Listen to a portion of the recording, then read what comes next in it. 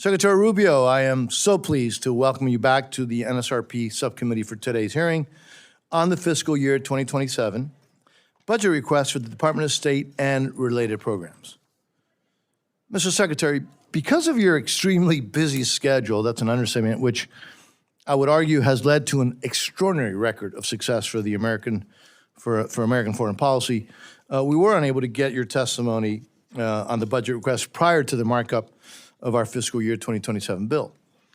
We hope the bill will soon be considered by the full House and then, as you know, negotiated with the Senate before becoming law. So there is still plenty to discuss today in our FY27 proposals, as well as how the department is implementing FY26 funding provided earlier this year. Now, despite being late in the budget season, I believe this hearing is well-timed.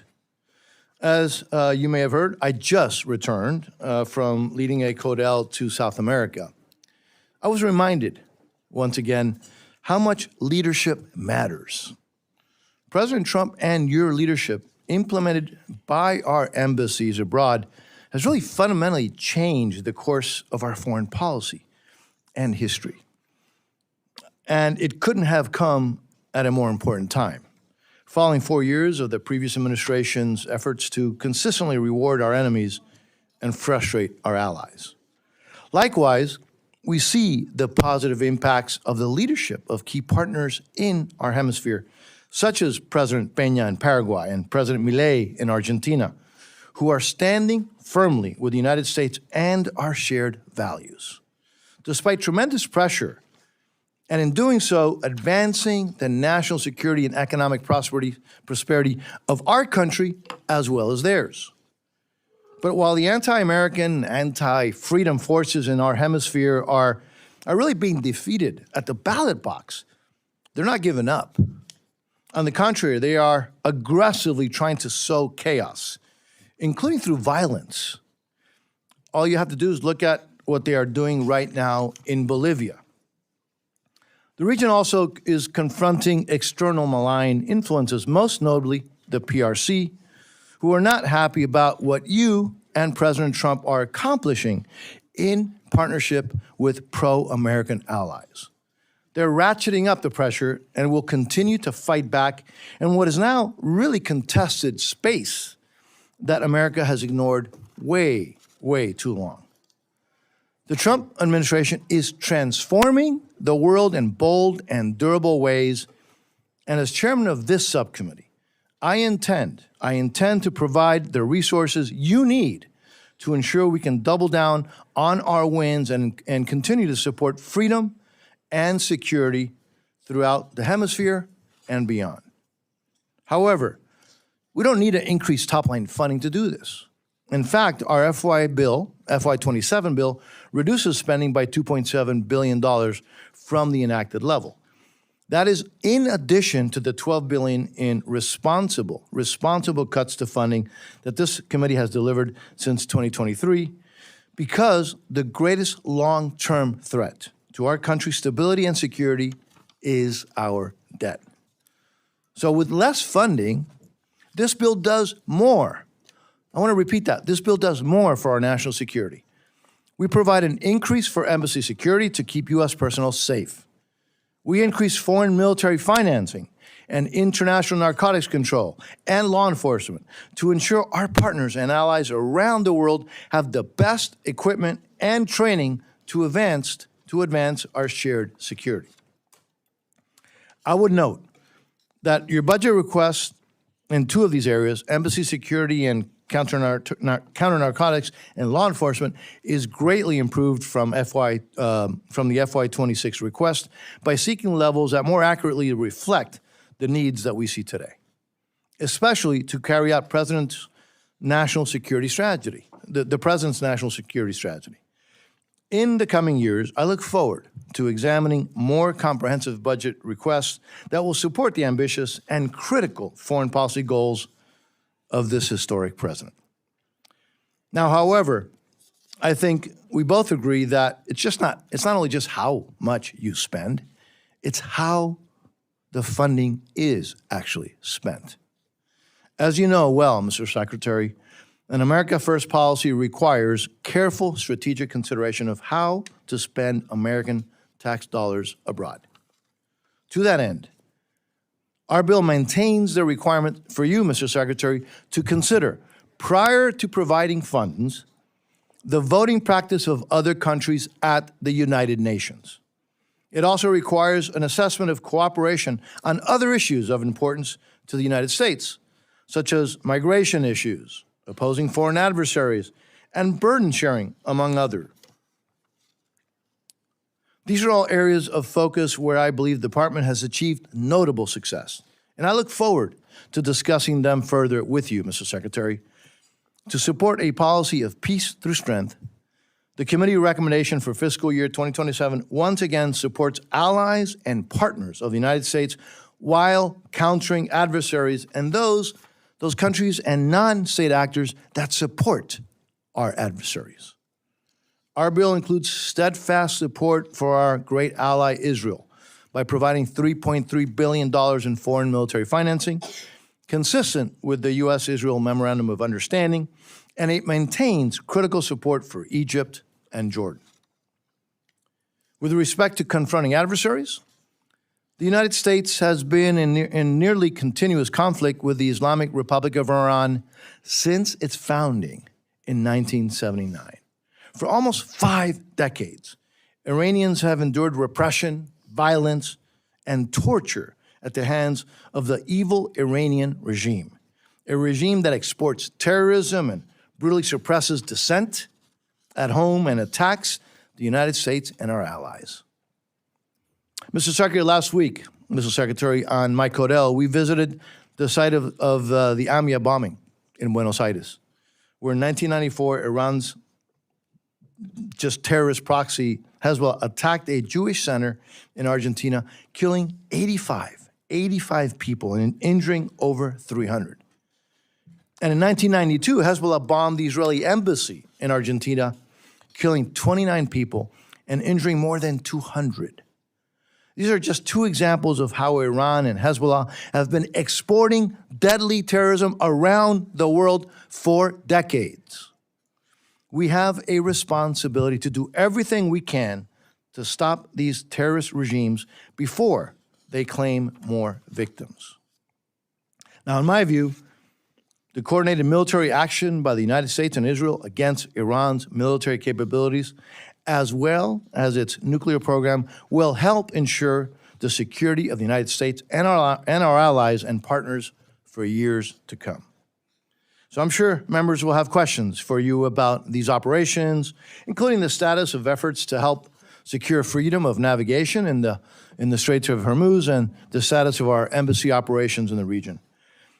The committee also continues its long-standing focus on countering the challenge to the United States' national security posed by the People's Republic of China and the Chinese Communist Party. This includes funding above the request for our Indo-Pacific strategy, including through fully funding the Countering PRC Influence Fund. This bill strongly supports allies and partners in the region, including Taiwan and the Philippines and Pacific Island countries. As I mentioned at the beginning, I am particularly proud of the fact that the United States has reprioritized the Western Hemisphere and put the Americas first, which has been a major foreign policy priority throughout our history. As with the president's bold action in Venezuela to remove the indicted criminal Nicolás Maduro, the United States is now decisively tackling security challenges closer to home, like putting anti-American regimes like Communist Cuba on notice. Threats to our national security should and will not be tolerated. The bill continues strong support for democracy programs for the people of Cuba, Venezuela, and Nicaragua, and calls on European partners seeking support for Ukraine to stand for freedom and democracy in the Western Hemisphere as well, especially in Cuba, Venezuela, and Nicaragua. One of the State Department's facilities in Argentina that we visited last week displays a plaque that reads the following. It says the following, quote, "Democracy is still the hope of the world." This is a sentiment that I think we should always remember. More broadly, the committee emphatically supports your efforts to strengthen United States economic ties with countries in our hemisphere. This includes combating the influence of the PRC, securing access to critical minerals, supporting the nearshoring of vulnerable supply chains, and identifying commercial opportunities, such as in countries transitioning away from authoritarian or communist political systems. All of these areas of emphasis align with administration priorities, and I look forward to working with you, Mr. Secretary, on the implementation. Mr. Secretary, we have endeavored in the committee to provide you with the resources and the flexibility that you need to implement the President's America First foreign policy.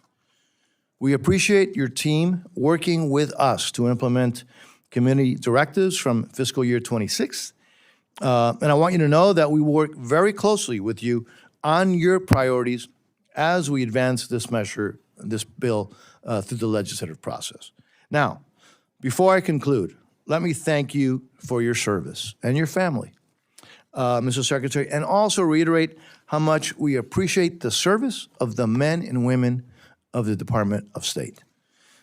Let me now turn to the ranking member, by the way, another great Floridian, for her opening remarks.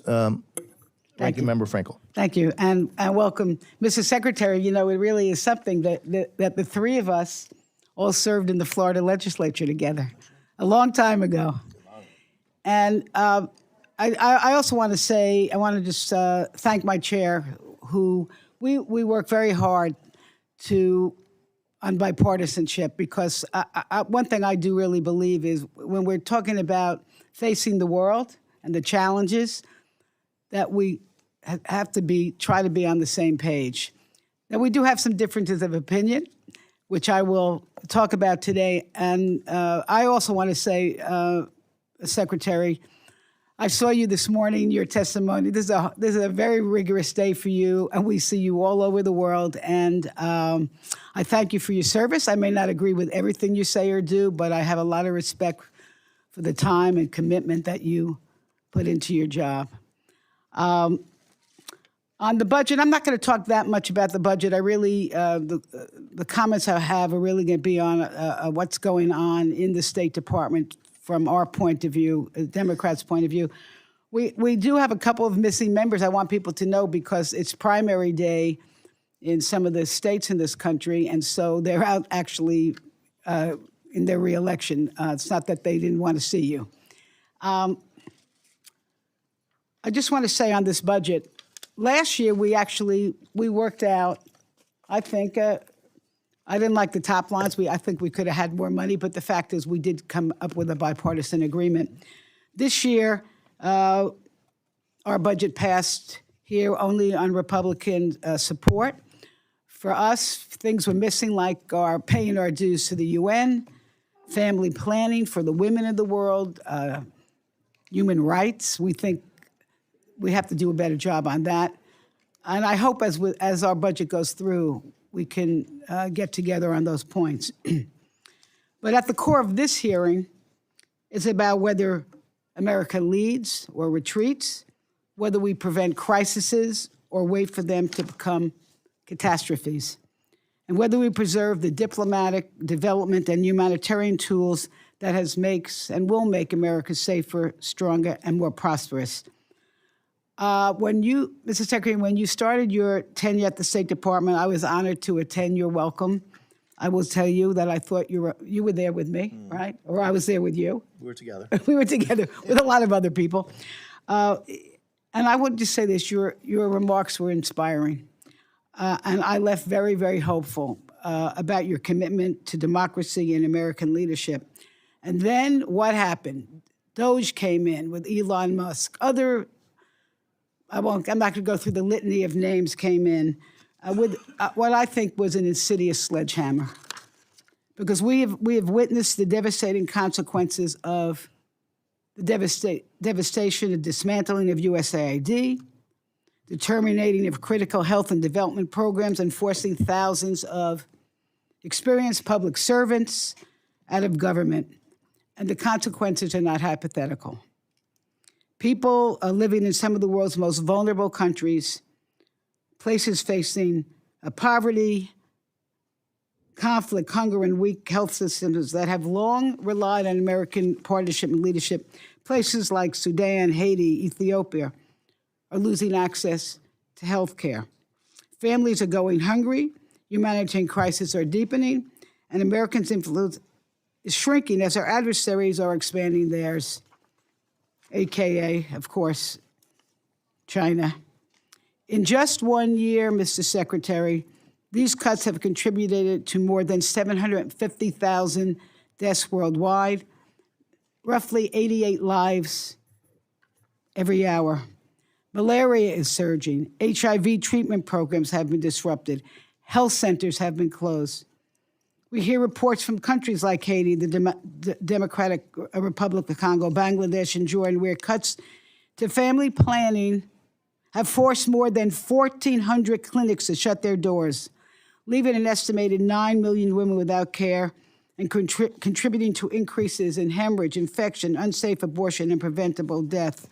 These are the mothers of the children, the spouses that we expect to be taking care of families. Experts warned us we're on track for millions more preventable deaths by 2030. And meanwhile, a dangerous Ebola outbreak in the Democratic Republic of the Congo is spreading rapidly, making it harder to contain by the administration's decision to cut funding to the World Health Organization, which has resulted in their staff cuts. And now, this is a good one, or a bad one.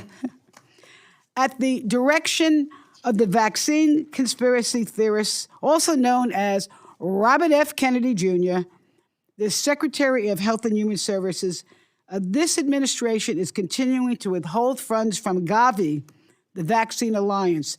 And this is an organization which has helped save more than 20 million lives since 2000, immunized more than 1 billion children, strengthened health systems in some of the world's poorest countries, and helped prevent the outbreaks of the deadly diseases such as measles, polio, pneumonia, retrovirus, and yellow fever, stopping them from becoming global threats. And now the administration has dramatically expanded the global gag rule, which was in many ways a killer to women, but now to conditioning vast swaths of non-military assistance on ideological requirements unrelated to the mission of foreign aid. And this will disproportionately affect the LGBT community. And we should not let ideology get in the way of protecting human rights. At the same time, an understaffed and weakened State Department is expected to absorb the full scope of America's diplomatic, development, and humanitarian responsibilities while operating under restrictive, politically driven directives that often bypass congressional intent. And boy, has that been happening. We were promised that the State Department's reorganization would empower regional bureaus and strengthen American leadership. We do not see that happening. We were told that congressional-directed programs would continue. Instead, priorities that Congress has funded and mandated, including food security, clean water, education, and women's empowerment, have been sidelined with little transparency and no clear implementation. And the reality is simple. Too few people are being asked to do too much without the expertise needed to succeed. More than 100 ambassadorial positions remain vacant, including many in Africa, a continent that will be home to 1/4 of the world's population by 2050. And meanwhile, many of our most experienced developmental professionals, grant offers, technical experts, they've been pushed out, leaving an already overwhelmed State Department staff to fill the gap. Because it seems to us that the American appears more focused on short-term transaction than long-term stability.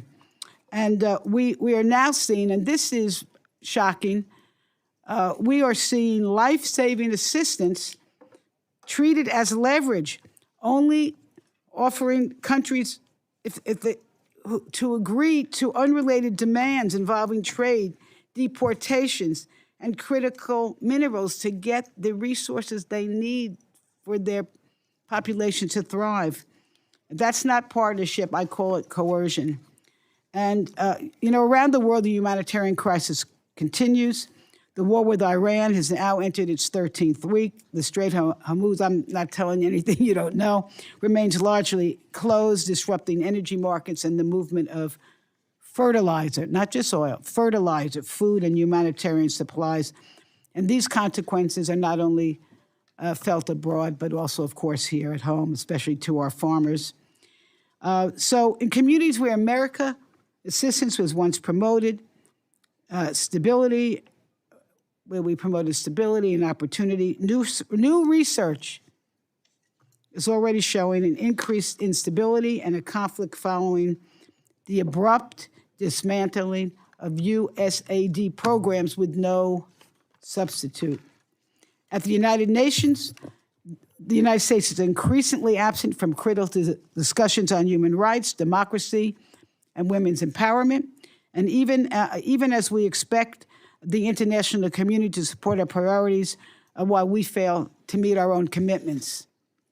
That's getting back to our 2027 budget. We need to pay our dues.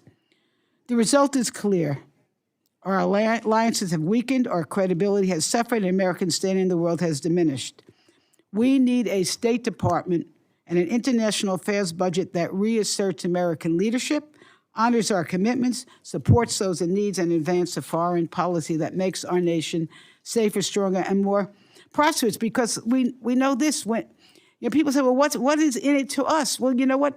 When people abroad, when they are educated, when the children are educated, when they're not hungry, when they're healthy, there's less opportunity for disruption and chaos and wanting to join terrorist organizations.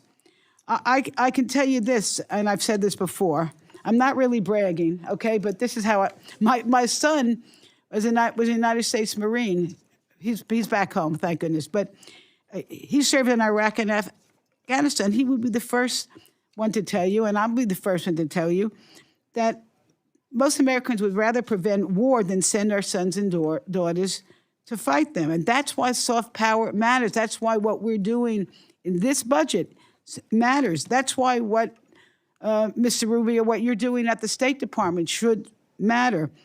Diplomacy prevents conflicts before they erupt. Diplomacy, not bombs and bullets. Diplomacy.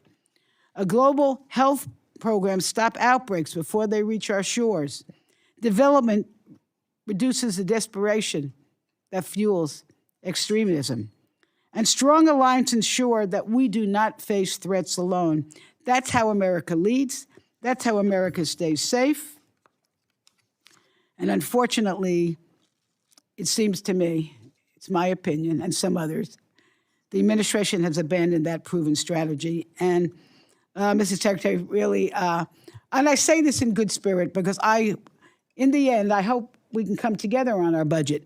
And I hope you'll share today with this committee how the United States intends to meet today's global challenges without sacrificing the diplomatic, development, and humanitarian tools that have long advanced our interests. And we'll look forward to your testimony and to the questions of my colleagues. And with that, Mr. Chair, I yield back. I thank the ranking member. And by the way, having a member of the U.S. military in your family is a very good reason to brag. All right. Absolutely. Okay. So we'll now yield to the ranking member of the Appropriations Committee, Ms. DeLaura, for her opening statements. You're recognized, ma'am. Thank you very much, Mr. Chairman, and thank you, Ranking Member Frankel, for the recognition. And I want to just say welcome, Mr. Secretary, and look forward to your testimony and questions. There is an old saying, often attributed to Benjamin Franklin, that by failing to prepare, one is preparing for failure. That is a fitting description for this administration's foreign policy. To start, the Trump administration has hollowed out much of the American diplomatic corps. There are 195 ambassadorships in the United States Foreign Service. As of May 19th, 109 of those positions were vacant. We do not have ambassadors to either Ukraine or Russia, and the president has been unable to mediate an end to the war there, despite his campaign promise to do so within the first 24 hours of his term. Conflict in the Middle East continues to escalate, with ceasefires all but abandoned. Prime Minister Netanyahu has announced he intends to deploy Israeli forces to occupy 70% of the Gaza Strip, while continuing strikes in Lebanon. Settler violence in the West Bank is becoming more aggressive by the day, and the president appears to have completely given up on peace talks to end the war he started with Iran, resuming military strikes over the weekend. The rationale for the war shifts whenever the president speaks. At first, it was to topple the regime and free the Iranian people. Then it was to cripple their military capacity. Then it was to preempt a response to an attack that Israel was poised to carry out. Then it was to reopen the Strait of Hormuz, which was open before President Trump started the war. The most recent justification is to prevent Iran from developing a nuclear weapon, a goal they are now pursuing diplomatically after failing militarily. The Iranian regime is still in place. The Iranian people are not free. The Iranian military remains strong enough to control the Strait of Hormuz. I often wonder whether or not anyone suggested that that was something that Iran might do in this context. The Defense Department estimates that we have spent some $30 billion on this war, although the true cost is likely much, much higher. And what do we have to show for it?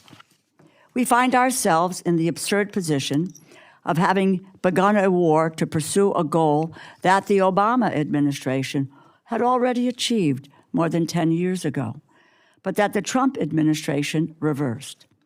The Joint Comprehensive Plan of Action, or the JCPOA, was painstakingly negotiated over the course of 20 months by diplomatic experts in close coordination with our partners and our allies.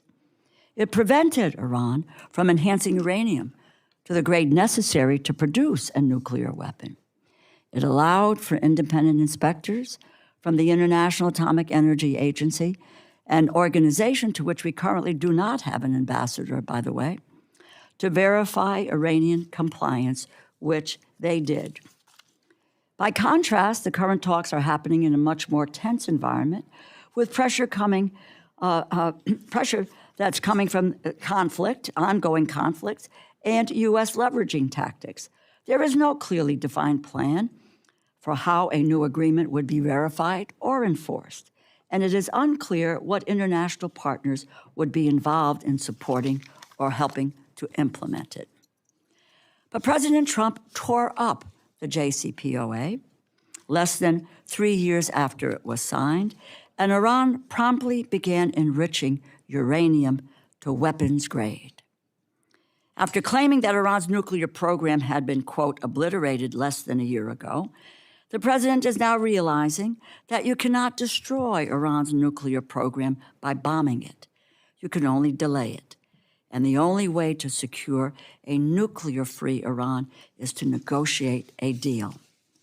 But after failing to do this, the president threw up his hands in the air saying, and this is a quote, "I don't care if negotiations are abandoned." So here we all are, forced to suffer the consequences of the president's indifference. Americans are paying higher prices for gas, for groceries, and everyday necessities. But by his own admission, the president does not care if the war drags on, and he does not think about its impact on the American people at all. After taking office, the Trump administration withdrew from the World Health Organization and dismantled the U.S. Agency for International Development. Thousands of programs were canceled, and thousands of programmatic experts were laid off. Subsequently, health clinics were shuttered, disease surveillance systems were greatly weakened, all while our global health efforts were withheld and exploited as leverage to extract concessions from partner nations who depend on them, holding them hostage for the health necessities that they needed until they might have agreed to a trade agreement. Now we are faced with a significant infectious disease outbreak in Central Asia and Central Africa, a species of Ebola for which there is no authorized vaccine or treatment, is rapidly expanding and is expected to take months to address. It is primarily concentrated in the Democratic Republic of Congo, where we do not have an ambassador. Ebola does not wait for bureaucratic reorganizations. It spreads when surveillance systems are weakened, health workers are laid off, clinics lack protective equipment, and communities lose the trusted partners who help detect and contain outbreaks before they become public health emergencies. Thanks to years of investment through the Department of Health and Human Services, we have a number of facilities in the United States that are equipped to safely treat patients with Ebola, as well as other infectious diseases. In the 2014 Ebola crisis, we established these facilities. We made a $160 million investment. But this administration is blocking those specialized facilities from receiving Americans who are infected. We have asked numerous U.S. government employees and partners to put themselves in harm's way to help us keep safe. And how does the Trump administration repay them? By slamming the door in their face. The United States spent years building the relationships, supply chains, laboratories, and community health networks that help stop deadly diseases at their source. The Trump administration tore apart that capacity and now wants to pretend the consequences were unforeseeable. They were not. They prepared for failure, and now it is here. Congress and the American people deserve answers. Secretary Rubio, thank you for taking the time to appear before this committee today. We look forward to hearing your testimony and getting some answers to our questions. I thank you, and I yield back. I thank the ranking member. Secretary Rubio, your full written statement will be placed in the record. As you know, please feel free to summarize your testimony. And again, thank you for being here. You're now recognized, sir. Thank you. Thanks for having me here today. I think I'm going to skip the long opening. You have it in writing. I'll just do a couple brief points. Rather spend the time on your questions. It'll probably be a better use of our time. Just suffice it to say what I told you a year ago and getting back to that point now. A couple things. In terms of U.S. foreign policy. Stop supporting Israel! Stop supporting Israel! Israel committed a genocide in Palestine. It's still ongoing. And now they're committing another genocide in Lebanon. And what are you doing? You're serving Israel! Stop serving Israel! Stop serving Israel! All right. The core of our, is that, can continue now? All right. Mr. So Secretary. the core of our foreign policy must always be the national interest of the United States. That is basically defining what that national interest is and then operationalizing it in such a way that our foreign policy reflects it. This is across the board in the work of diplomacy and the place in which and that requires prioritization, by the way. It requires us to prioritize some parts of the world over other parts of the world, some issues over other issues. That's just the reality of limited resources, and every country in the world has limited resources, including the United States, despite our vast resources. The second is in terms of how we procure aid and how we provide aid. We are still the world's largest aid provider, and I mean by far, like there isn't a close second. But we don't want aid to solely be judged by how much you spend. We want it to be judged by what its results are. And I think we can talk about it today, but there are a couple points that I would raise that I think are very promising. The first is we've now entered in the global health strategy over 32 health compacts with countries around the world. And these health compacts basically are, the countries that are signing them love it. Not just because they're getting the resources, but because we're investing in their domestic resources.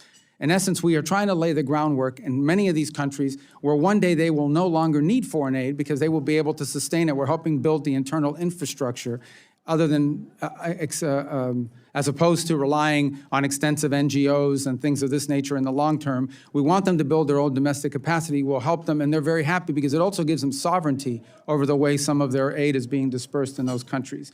Likewise with humanitarian assistance. One of the great success stories of the last year is we are able, in a time of disaster, to respond faster than we were responding under previous administrations and organizations, and with much more effectively. Jamaica is a great example. They had a hurricane in the Caribbean. Jamaica was heavily impacted. We were able to respond very quickly and very effectively. The same has been the case in a couple of typhoons, and we're doing it now with Ebola, where we were able to program upwards of over $200 million very quickly in responding to it, down to the point of being able to, even through diplomatic means, establish a facility in Kenya for any Americans that are infected as an observation post for Americans.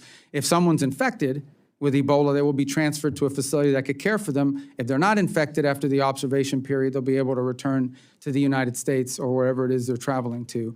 But we've also provided assistance to the individual or partners that we have at the UN and in other places in providing aid immediately. So I would say that today, foreign aid has become more nimble, more responsive. It's operating faster because of some of the flexibility that you've given us to respond, but also more creative. And that's particularly true in the global health strategy. We can talk more in depth later on about some of the arrangements that we've made with international organizations. As an example, the Global Fund, and our ability to meet our commitments to them. We've worked very closely with them. They're very, very happy with the way we've outlined our contributions to the Global Fund. I think there's a statement today from the UN and OCHA on the work that we've done with them and the ability to provide them the funds and resources necessary to carry out their mission.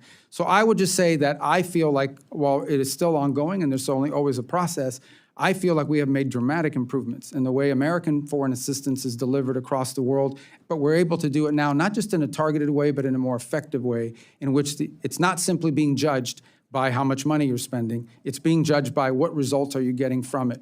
And there'll be more to talk about in the field of PEPFAR, and otherwise, if you want to ask about those, I'll find a way to work it in. But I don't want to take any more time. I want to get to your questions, so thanks for having me. Well, thank you, Mr. Secretary. And for the members, I'll call on members based on seniority of those present when the hearing was called to order, and as always, going alternating between each side. Each member will have 5 minutes for questions and responses. I anticipate that we'll have enough time for 2 rounds. So let me begin, Mr. Secretary.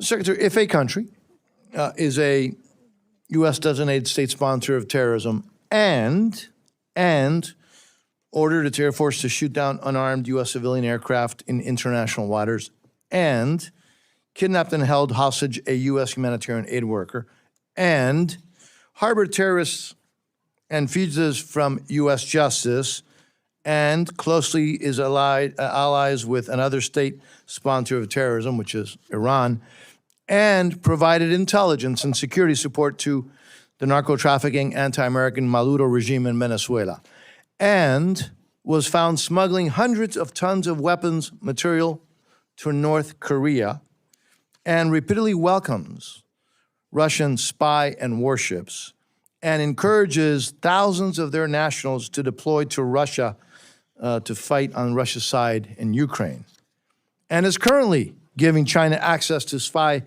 facilities with signal intelligence capabilities, and furthermore orchestrates an extensive espionage network against the United States, and has over 300 military drones within reach of U.S.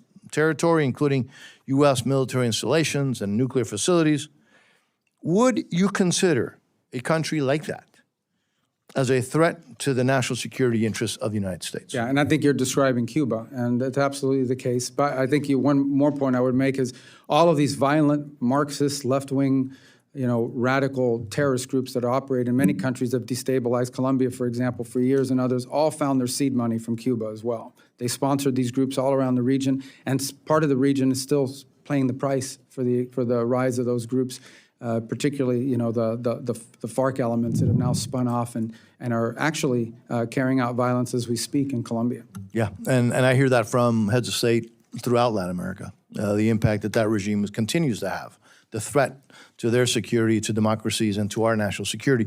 Let me shift again also to the Western Hemisphere on Venezuela.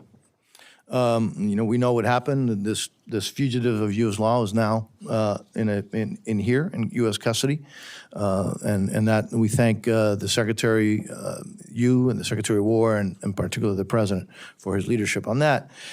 You have laid out what I believe is a clear three-phase plan for Venezuela: stability first, and then recovery, and then transition.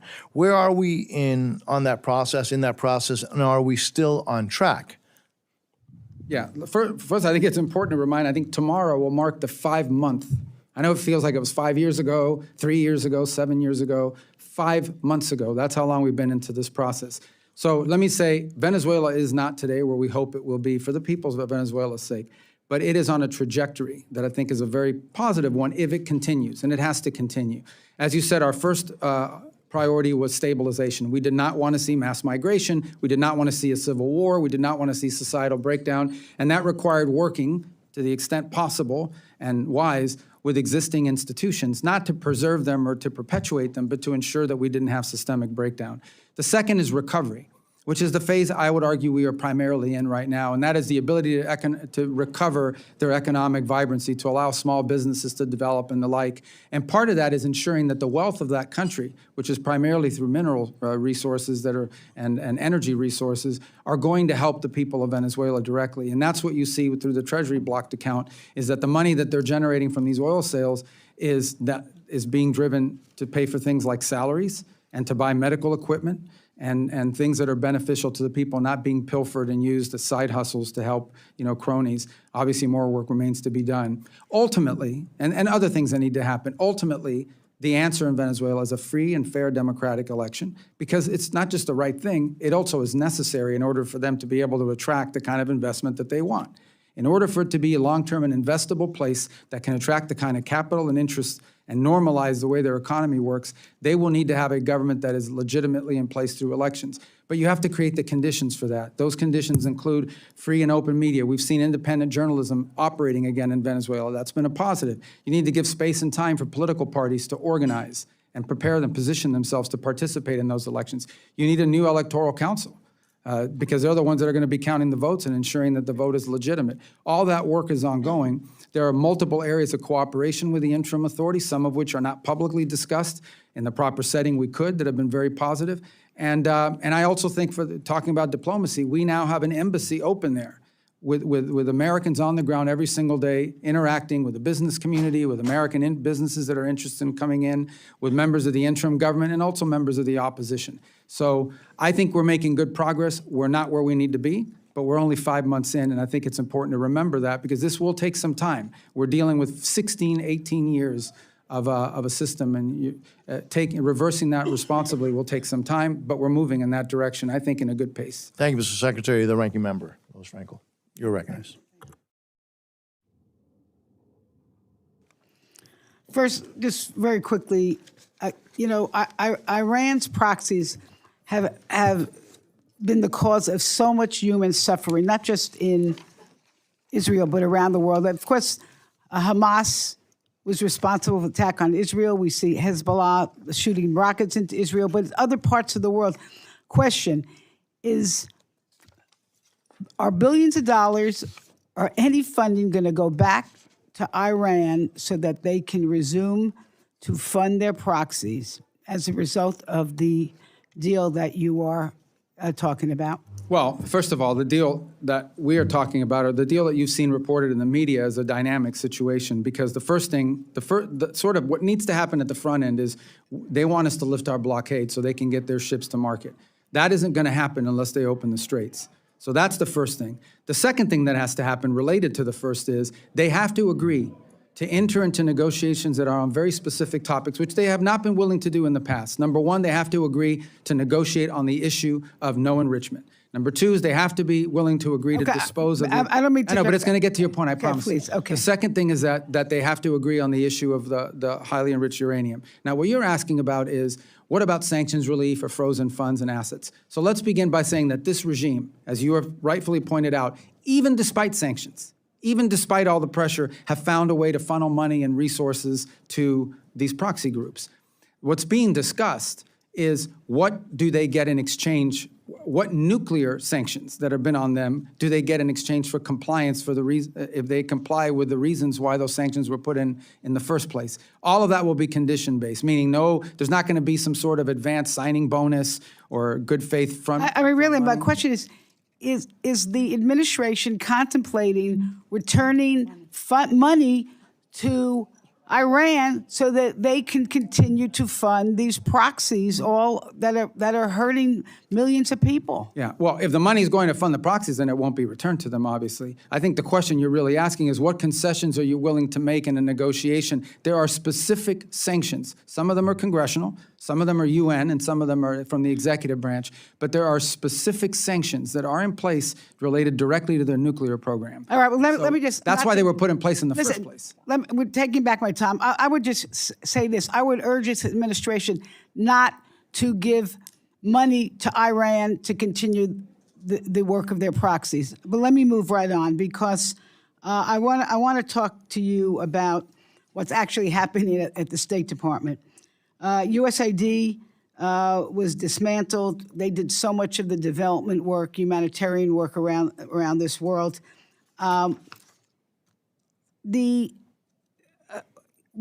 You told us that the regional bureaus and embassies were going to do the work. We have sent directives from Congress to the State Department, and for example, millions for education, for agricultural capacity, for water and sanitation.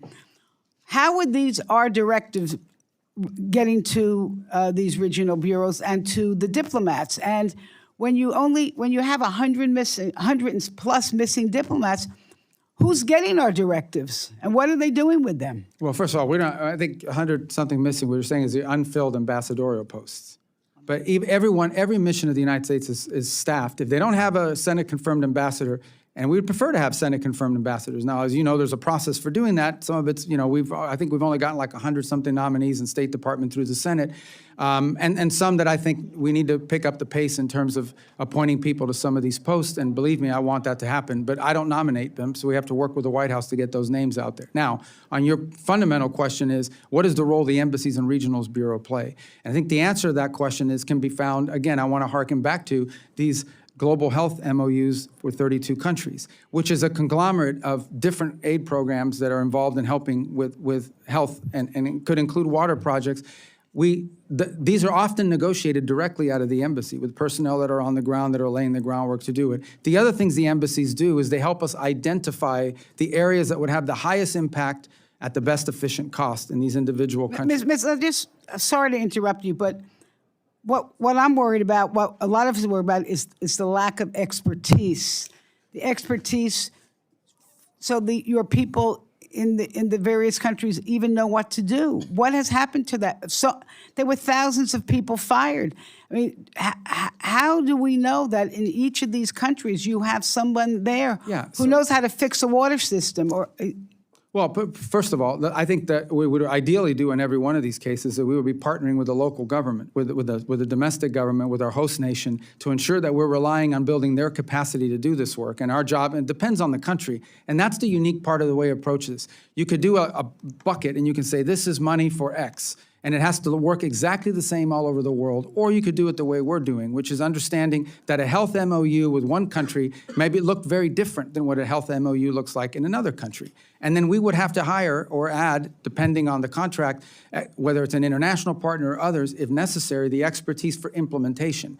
But the key to the front end of it is identifying what those unique opportunities are, because I can tell you, going through the 32 MOUs, they are all different. And Mr. Secretary, I can tell you this, that because of whatever the lag time, the lack of expertise right now, there are literally thousands and thousands of people dying. I know there's. By the way, I just don't agree with that number. But Mr. Chair, just one question. And we'll have another round. Okay. We'll have another round. One more thing. This is very important. All right. We have. She is a Floridian. I'm going to have to give her. I understand. No, we have heard. First of all, this country right now has a immigration policy which is an abomination.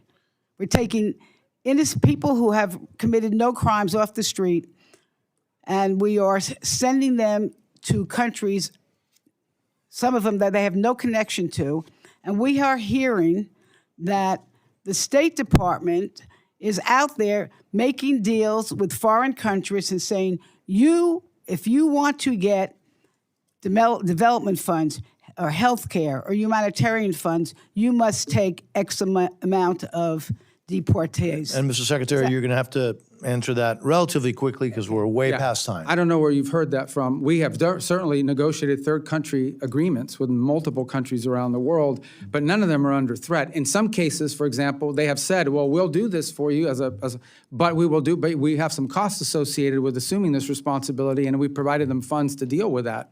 But I can't recall of a single instance, I don't know who's reporting this to you, where we're basically threatening a country that we're going to never deal with them again if they don't help us. But obviously, we are friendly and help it, but this is the way diplomacy should work. Honestly, let's be frank. We are going to reward those that are good to the United States.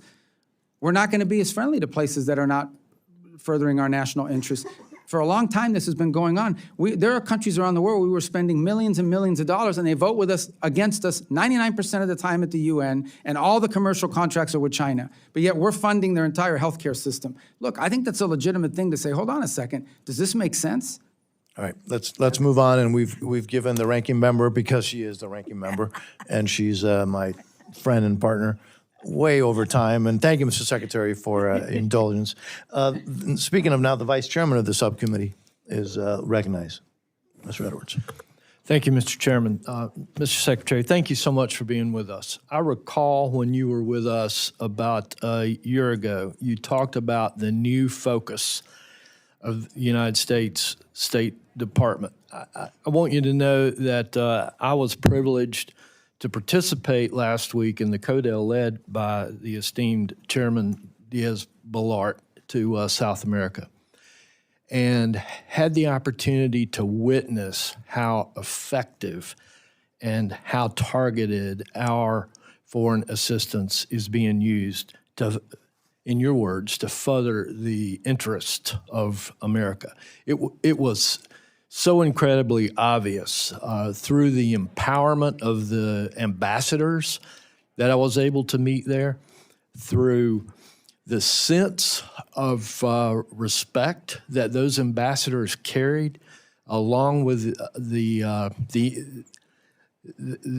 not only the empowerment that they had, but the sense of respect that they had from the people in those countries, almost to the same level as their very own heads of state. And it was so heartening to see your words put into action in those countries. It's truly working. We saw evidence that narco-terrorism is being eliminated. We're saving lives here in America because of that. It was obvious that the influence of China is being diminished, and that the United States is being so much more recognized as not only a military and economic strength, but as that soft power that I continue to hear members here on this panel speak of. And so I just commend you and the administration for the work that you're doing. I got to witness it firsthand, and I appreciate the chairman leading such a distinguished CODEL to let us see and learn those things. One of the things that you spoke about a year ago was recognizing America's humanitarian responsibility in countries like this. And I've had a number of organizations, the NGOs that are charged with administering humanitarian assistance, talk to me about concerns with the predictability of the funding that this committee has appropriated. And I think you can probably agree it's necessary for them to be able to predict when that funding will come available so that they can plan human resources, so they can plan on supply lines and that sort of thing. What advice can you give this committee and those folks that are charged to implement the humanitarian needs on how we can work better with the State Department on that predictability? Well, first of all, unless I know the specific programs, it's a little bit harder to opine in general on what you've outlined, other than to say that I think what they'll find, certainly over time, is that their ability to get answers will be much quicker. Now, we still have an obligation and a due diligence requirement in any contract we award, any grant, any monies we obligate. We have to make sure the money's being spent on what it's supposed to be spent on. We have to make sure that it's being dispersed at an appropriate rate and that we're getting a result for it. So I think what they'll find over time is that the system that is managing this for them now will be a lot less Byzantine, a lot less bureaucratic.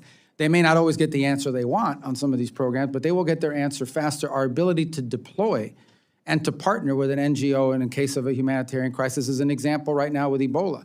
I mean, that is something that has required us to ramp up opportunities to keep it, constrained and ultimately to help deal with it. And we have partnered with Samaritan's Purse. We have partnered with some others who are involved, and some international organizations as well. And our ability to deploy and quickly provide the funding for that, more of a sort of an acute event as opposed to a chronic one, is better than it used to be. We are responding much faster than it was in the traditional system.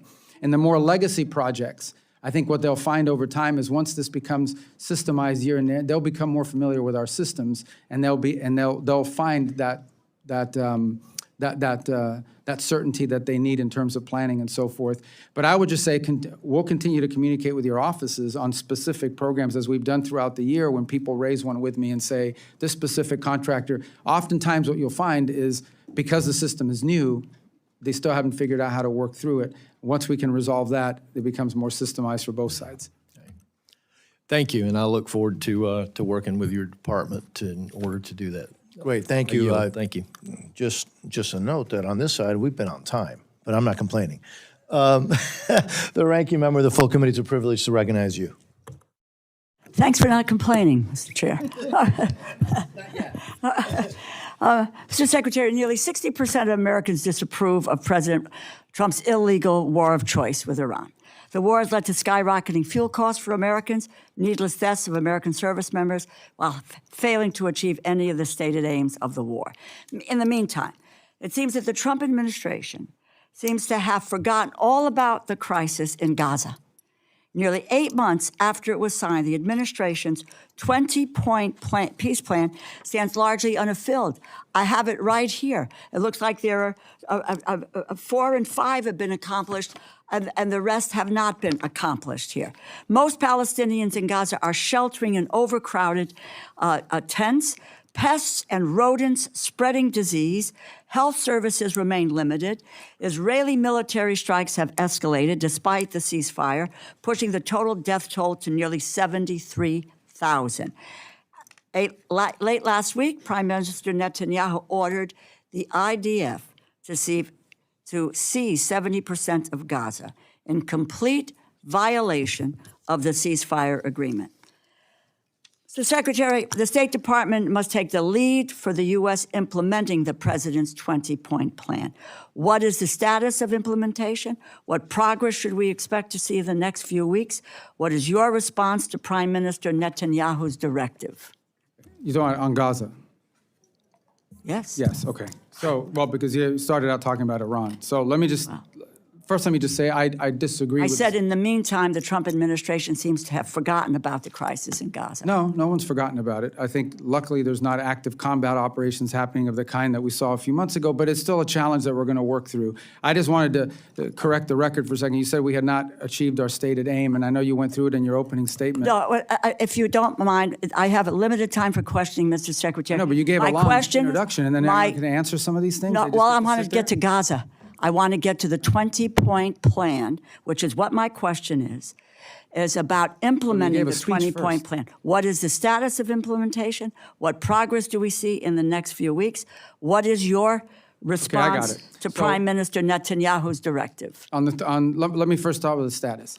We are now at a phase where we should be having or want to have an international stabilization force that goes in and provides the security. This requires the demilitarization of Hamas.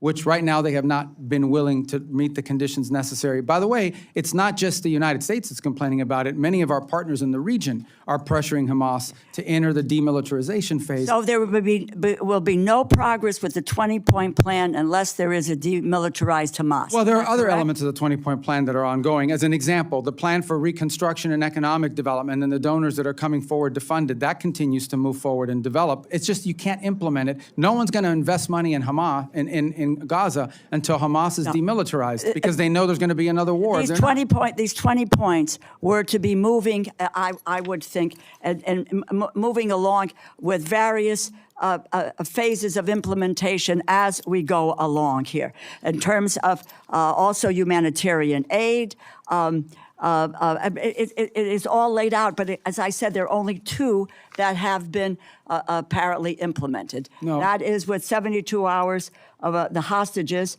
will be released. So Netanyahu's directive, IDF sees 70% of Gaza. Just your view, because I need to move on. Yeah, our view of it is, I think those comments he made last week in an appearance that he did somewhere, we have a plan, it doesn't call for that. And at the end of the day, we understand that what we want, and I think what the Israelis would ultimately want, is a Gaza that is governed by a non-Hamas. So you have no opinion people- on the IDF seizing 70% Well, of he made that Gaza. statement, but that's Well, not but you- part of this plan. This plan doesn't call for that. What this plan calls for, and it's what we're committed to carrying out, is that But the there people has of been Gaza no are governed by- implementation of the plan. Well, that the people of Gaza are governed let by me a just- technocratic Palestinian government, a Palestinian... Please, Mr. Secretary. No, we but go you're round asking and me round. questions. You're not letting me answer. Yes, you are answering them. No, you're not answering them because you don't have answers. But you don't let me finish. Let me just say this. And first of all, you talked earlier in your comments about humanitarian assistance and how quickly it's going out. Quite frankly, that hasn't really happened in Gaza.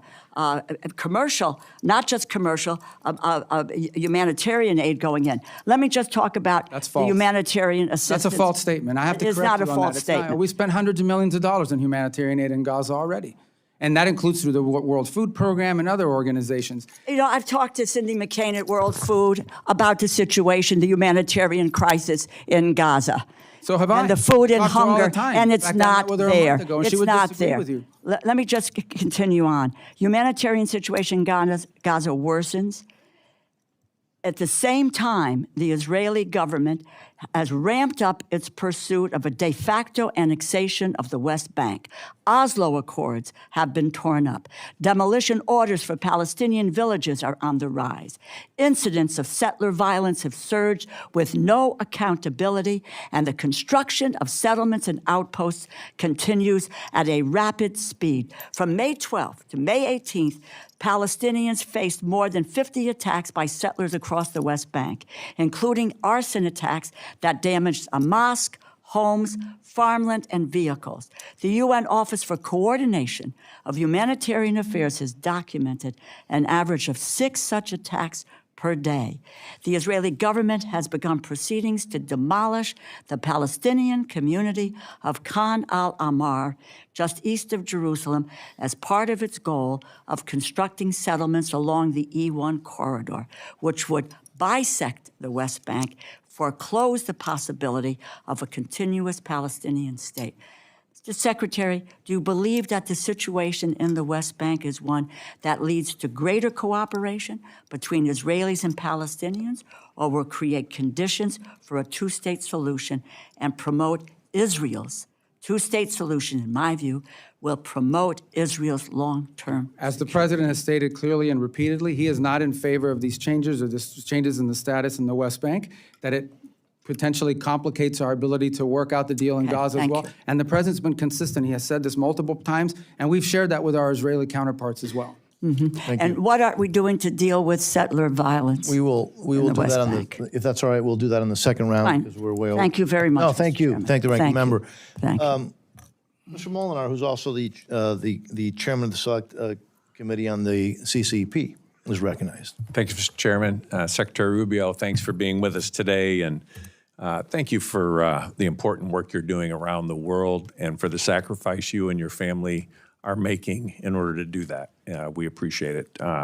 Also, just want to say my apologies for the young gentleman from the CCP-funded Code Pink, who interrupted your opening statement. I want to go right into some questions about the CCP.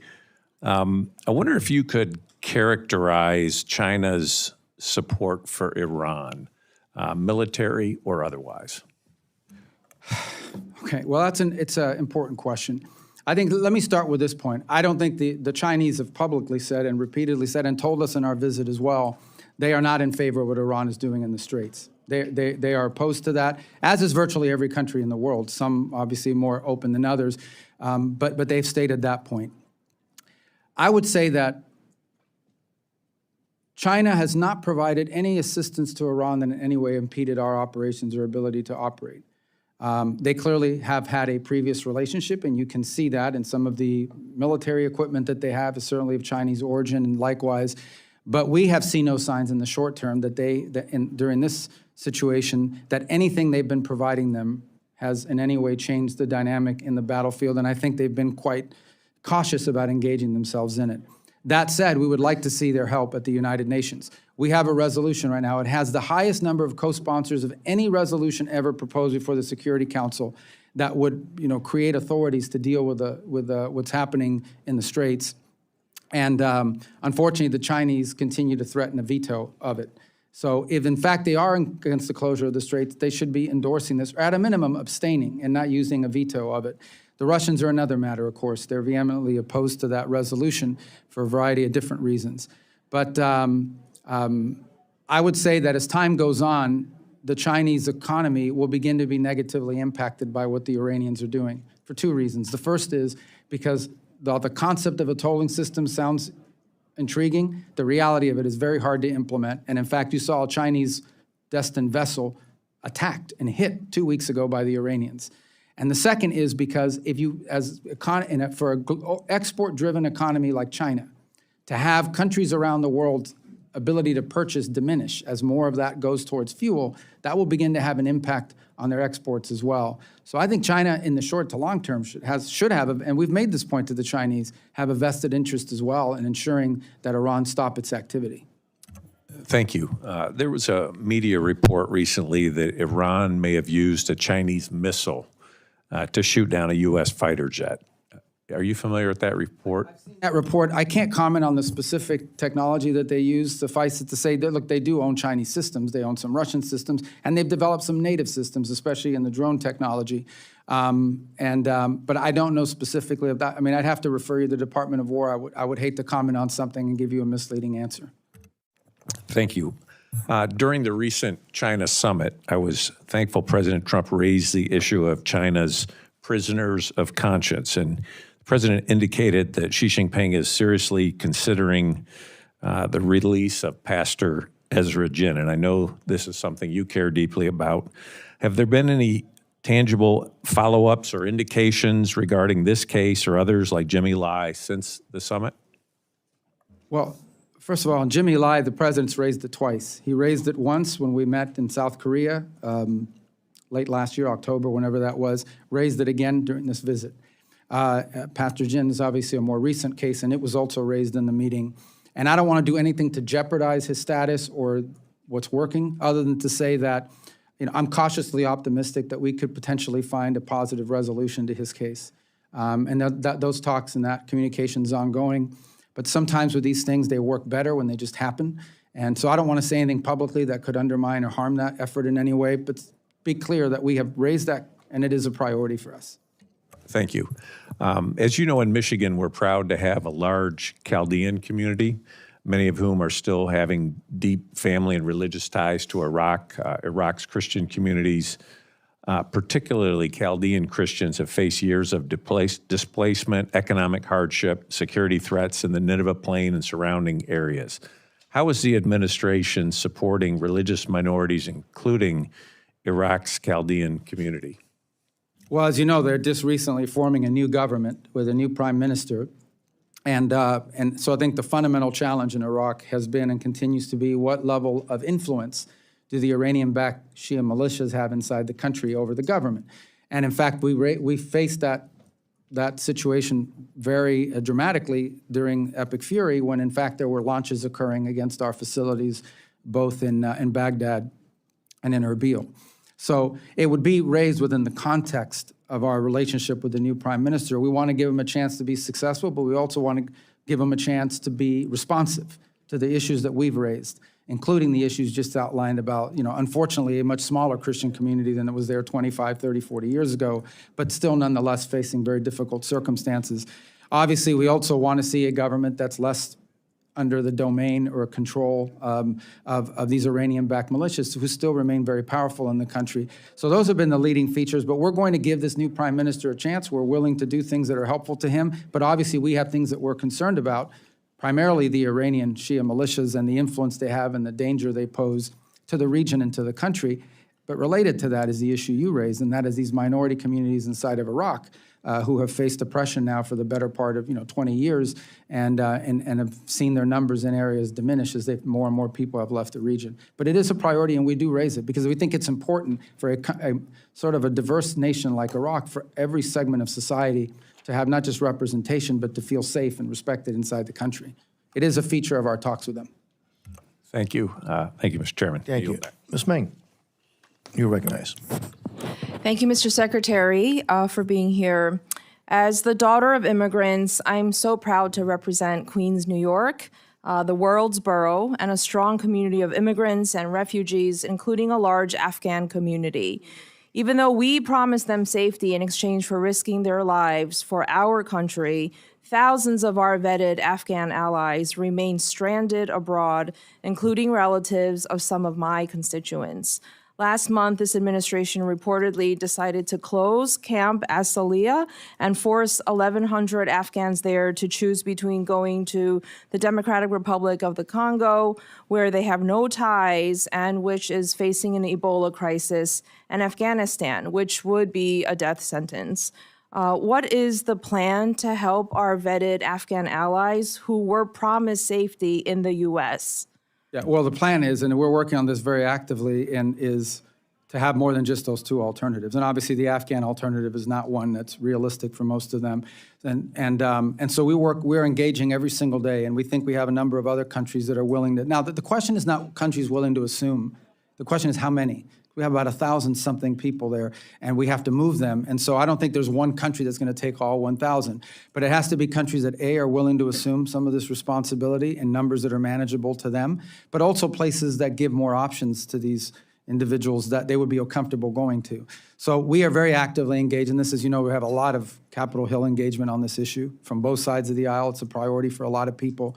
And we don't want to see a situation where any of them are being forced back into Afghanistan, because that's just clearly not an option for some of them. The case of relatives of American citizens, I think, is a separate case in the sense that they have ties to the United States. And so that process, the processing is still ongoing in terms of the applications, the background checks, and the vetting and so forth. We're obviously operating right now under a directive that prohibits the entry of Afghans into the United States, but that could change at some point, and that we'll be able to facilitate some of those. But that issue right now is we're just trying to find more countries that will step forward and being able to assume. In some cases, it might be 200. In some cases, they might be able to take 150, 300, but give them some options other than just those two that you've just outlined. Can you rule out third country options, especially DRC? You mentioned earlier that the State Department won't deport people to conflict zones. Can you rule that out going forward? You mean rule out the DRC? Yes. Well, ultimately, these people would have to agree that they're going to go to DRC as well, because that's what we want to do, is give them 7 or 8 options rather than 1 or 2. And I imagine if we can find more options for them, and there are some countries, look, I think the problem is not that I'm trying to, we could probably talk to your staff about it. A lot of these countries are in nascent talks with us about their willingness to assume some of these people, but they don't want me announcing it at a hearing, because then they have, newspaper and media going crazy in their country about what does this all mean. But I can tell you that I know of at least 5 other countries that we have spoken to that seem at least open to the idea of assuming some number of these refugees. We'd like to get these people more than just 5 options, maybe 5 or 6 or 7. Are they conflict zones? Can we rule out deporting people to conflict zones? Well, I don't remember all 5 or 6 of them, but I don't think that any of them would be conflict zones, is my recollection. Thank you. At the same time, we are stranding our Afghan allies. We are rolling out the red carpet for white Afrikaners from South Africa, even though we've completely stopped resettlement of other vetted refugees. The president recently approved 17,500 spots for Afrikaners and none for any other refugee from anywhere else in the world. Can I ask what your standards and justification for issuing only refugee slots for them? Well, first of all, the United States, over the last 4 years before the president returned to office, assumed upwards of 15 to 20 million people that entered our country through a variety of methods. So our immigration policies must always ultimately be geared by the national interest of the United States. And in an era where we're already dealing with 15 to 20 million people that have entered the country in a mass migration event in such a short period of time, adding to that number in the short term would make no sense, in our view, from the national interest, hence the freeze on refugee admission. The case you point to is a very specific one, probably a time-limited one, and that is we have gauged that there is real interest from a unique subset of people in South Africa who would be interested to coming in the United States and who we assess have a high likelihood of rapid assimilation and success in our society, and hence this program was created. Now, that's not a program that's going to exist in perpetuity. It's a program that's designed to the fact that we are seeing the demand. We are seeing applications from South Africa of people willing to enter the United States, and we think this is a group of potential refugees. So our Afghan allies are refugees. They have been vetted, 1,100 versus this new 17,000. But it's more than just vetting. We're also trying to determine, again, this is the immigration policy of the United States. Like everything we do has to be geared by the national interest. And it is in our national interest, if we are allowing people to enter our country, be people that can quickly assimilate into society and be successful. Why can't they assimilate into society? A background check I've been is not to the same their as centers in my district in Queens. Well, they have assimilated and contribute and pay taxes. Yeah, but we've already assumed a lot of Afghan refugees. As you said, you have them in your district. We've already assumed a large number in the past. The point is that the general policy has been to limit the entry of refugees from all over the world and then to create the special track because of a unique circumstance in the short term of a high demand from a number of immigrants that we have determined if they pass the vetting and the checking, we very quickly assimilate and contribute to our society. Right. That's what by the way, that's what our immigration policy should always be about, is what's good for the country. I think it's important for America to keep our promise as well in the interest of national security, our word to our global allies, to people who we made a promise to. 1,100 versus 17,000, 1,100 vetted allies who already helped this country. I think they should be given consideration and not sent to conflict zones. And I think, Thank you. I don't know if the Secretary, you want to, and you've already answered, do you want to say anything else? No, I mean, we talked about the point in the decision that was made. Yep. Mr. Alford, you're recognized, sir. Well, thank you, Chair. Thank you, Ranking Member and the Ranker for our full committee. I do want to recognize you, Mr. Chairman, for the great work that you've done to help rein in the spending while still protecting America's national security interests around the world. Last year, Chairman Diaz-Balart delivered a 16% reduction from fiscal year 25 enacted levels, nearly $9.3 billion in savings, without compromising support of our closest allies or weakening our posture on the world stage. This fiscal year, the committee built on that success with an additional 6% reduction, cutting another $2.69 billion while still maintaining robust funding for Israel, Taiwan, Jordan, Egypt, and critical Indo-Pacific security programs. These reductions, Mr. Secretary, are only possible because of you and your leadership, which has forced partner nations to shoulder more of the burden and make sure that American taxpayers are no longer footing the bill for countries that refuse to meet their obligations and that really aren't on our side to begin with. And so I salute you. Sir, there is a lot of noise in this world. There's noise out in the hallway. There's noise that we've seen on the back row here. And what I'm about to say is not going to make the news because I used to be in the news. I know what makes the news. It's the clips of the loud people, the Code Pinko people, that want to disrupt and yell hateful things to you, sir. But I want you to know that the vast majority of Americans have a lot of respect for you, have a lot of appreciation for what you're doing. You are a stalwart, a resolute rudder in a sea of chaos. And I just want you to know that we appreciate that. Thank you for the job that you're doing. And I do want to talk about Cuba. Chairman Diaz-Balart brought this up.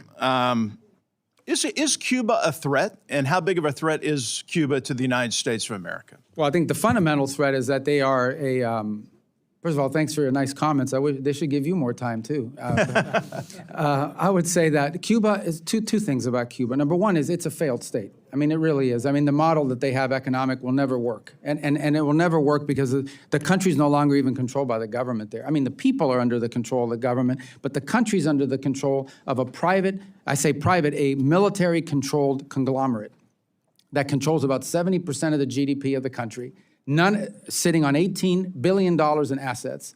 None of that money transfers over to the Treasury or to be helpful to the Cuban people in any way. Meanwhile, they have power plants that have been failing because of years and years and years of chronic mismanagement and lack of investment. So on the one hand, you have a country that doesn't have money to buy fuel, and on the other hand, you have a country that is sitting on a military conglomerate that has $18 billion in assets, and none of it transfers over to the Cuban people. A lot of people don't realize it, and they're accountable to no one. They are the ones in ultimate control of the country. So what you have now is a failing system. Frankly, I think since 2001, is that 15% of the population of Cuba has left, some to the United States, many to Spain or other different countries around the world.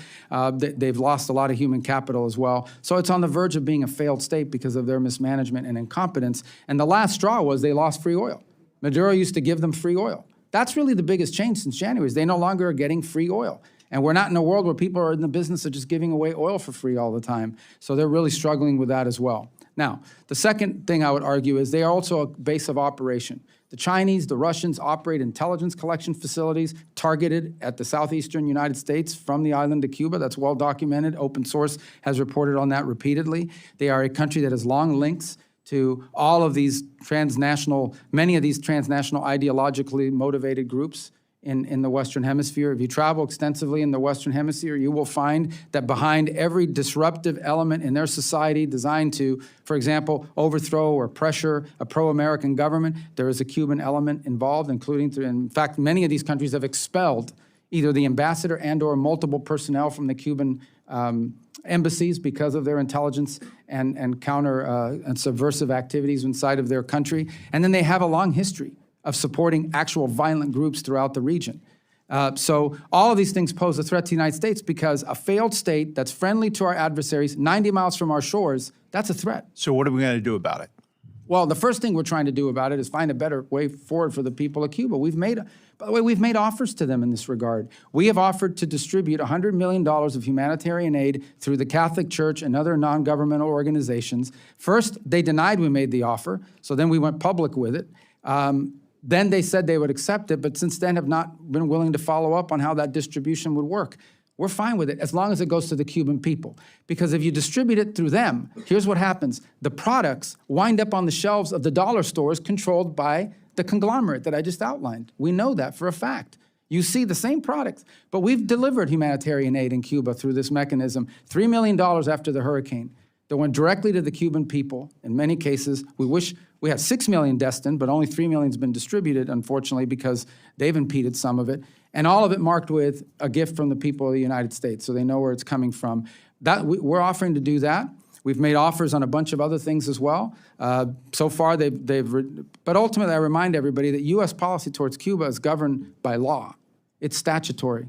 There's statutory requirements for us to change our policies towards Cuba embedded in the law in Helms-Burton that passed in 1996.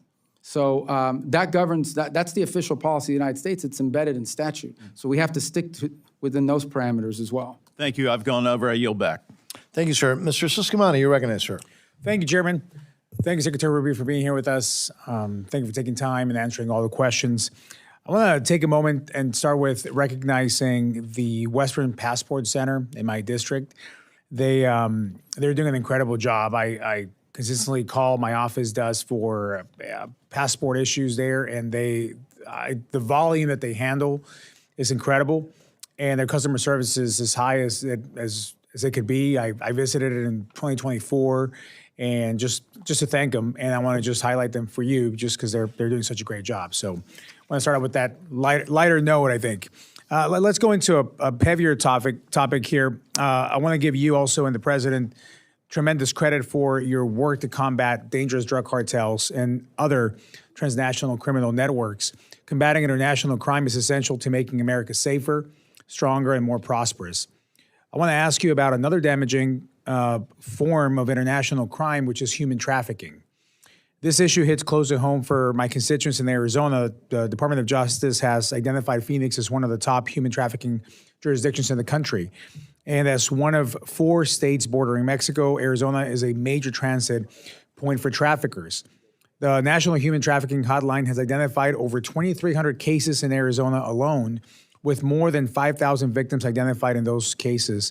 Troublingly, the average age of youth trafficked in Arizona is 13 years old, 4 years younger than the national average.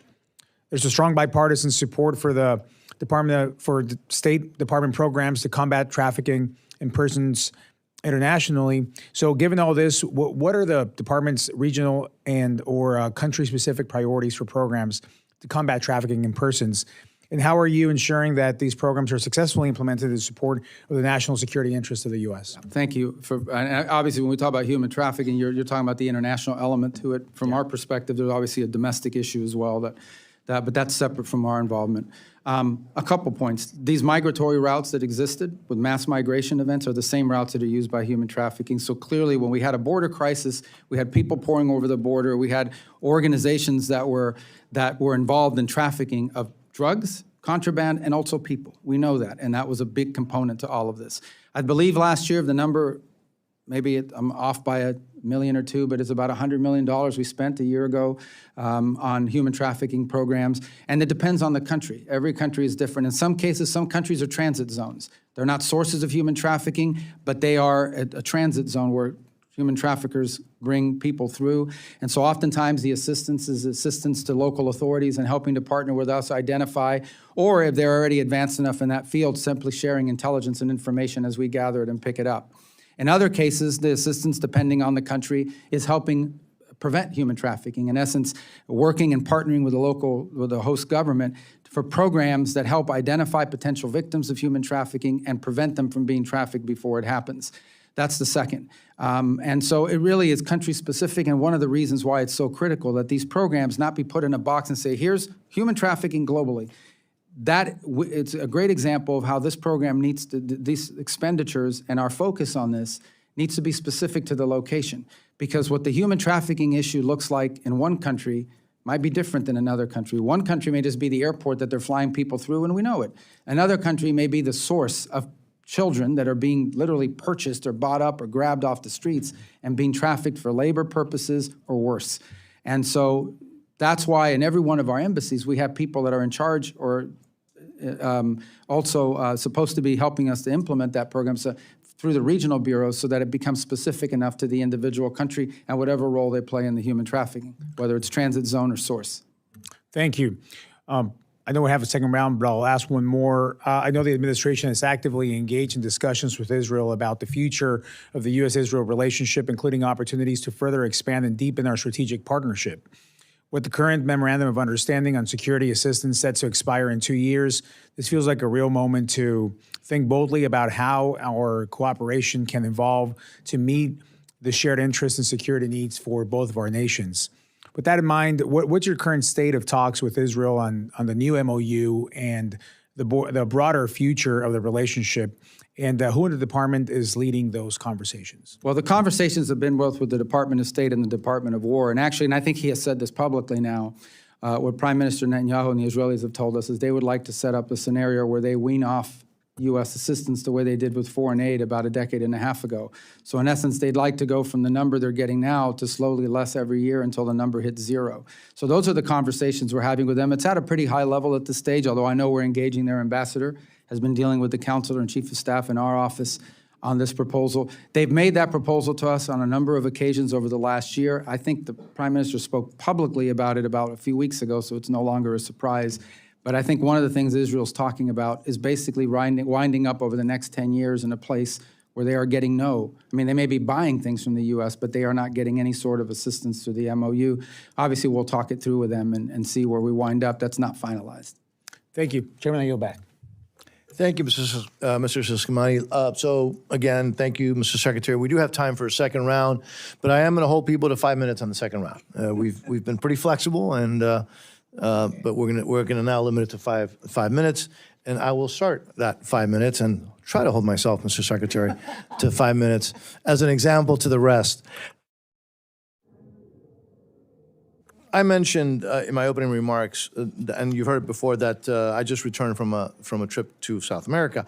We saw some really positive things, but we also saw some sobering things regarding Communist China. They've spent decades embedding themselves across the region, frankly, in ports, power infrastructure, communication networks, everywhere. And more recently, Beijing has been aggressively moving to lock up America's critical mineral supply. The chains. And so, again, I think for decades, the United States has looked the other way, or worse. You, however, have begun to turn this around. I saw that firsthand. I mean, I actually saw that. You've aggressively refocused State Department resources and attention on countering China's encroachment in our region.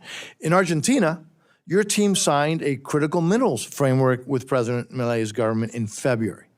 In Peru, I saw evidence of U.S. pushback at multiple ports. We saw that. I saw that.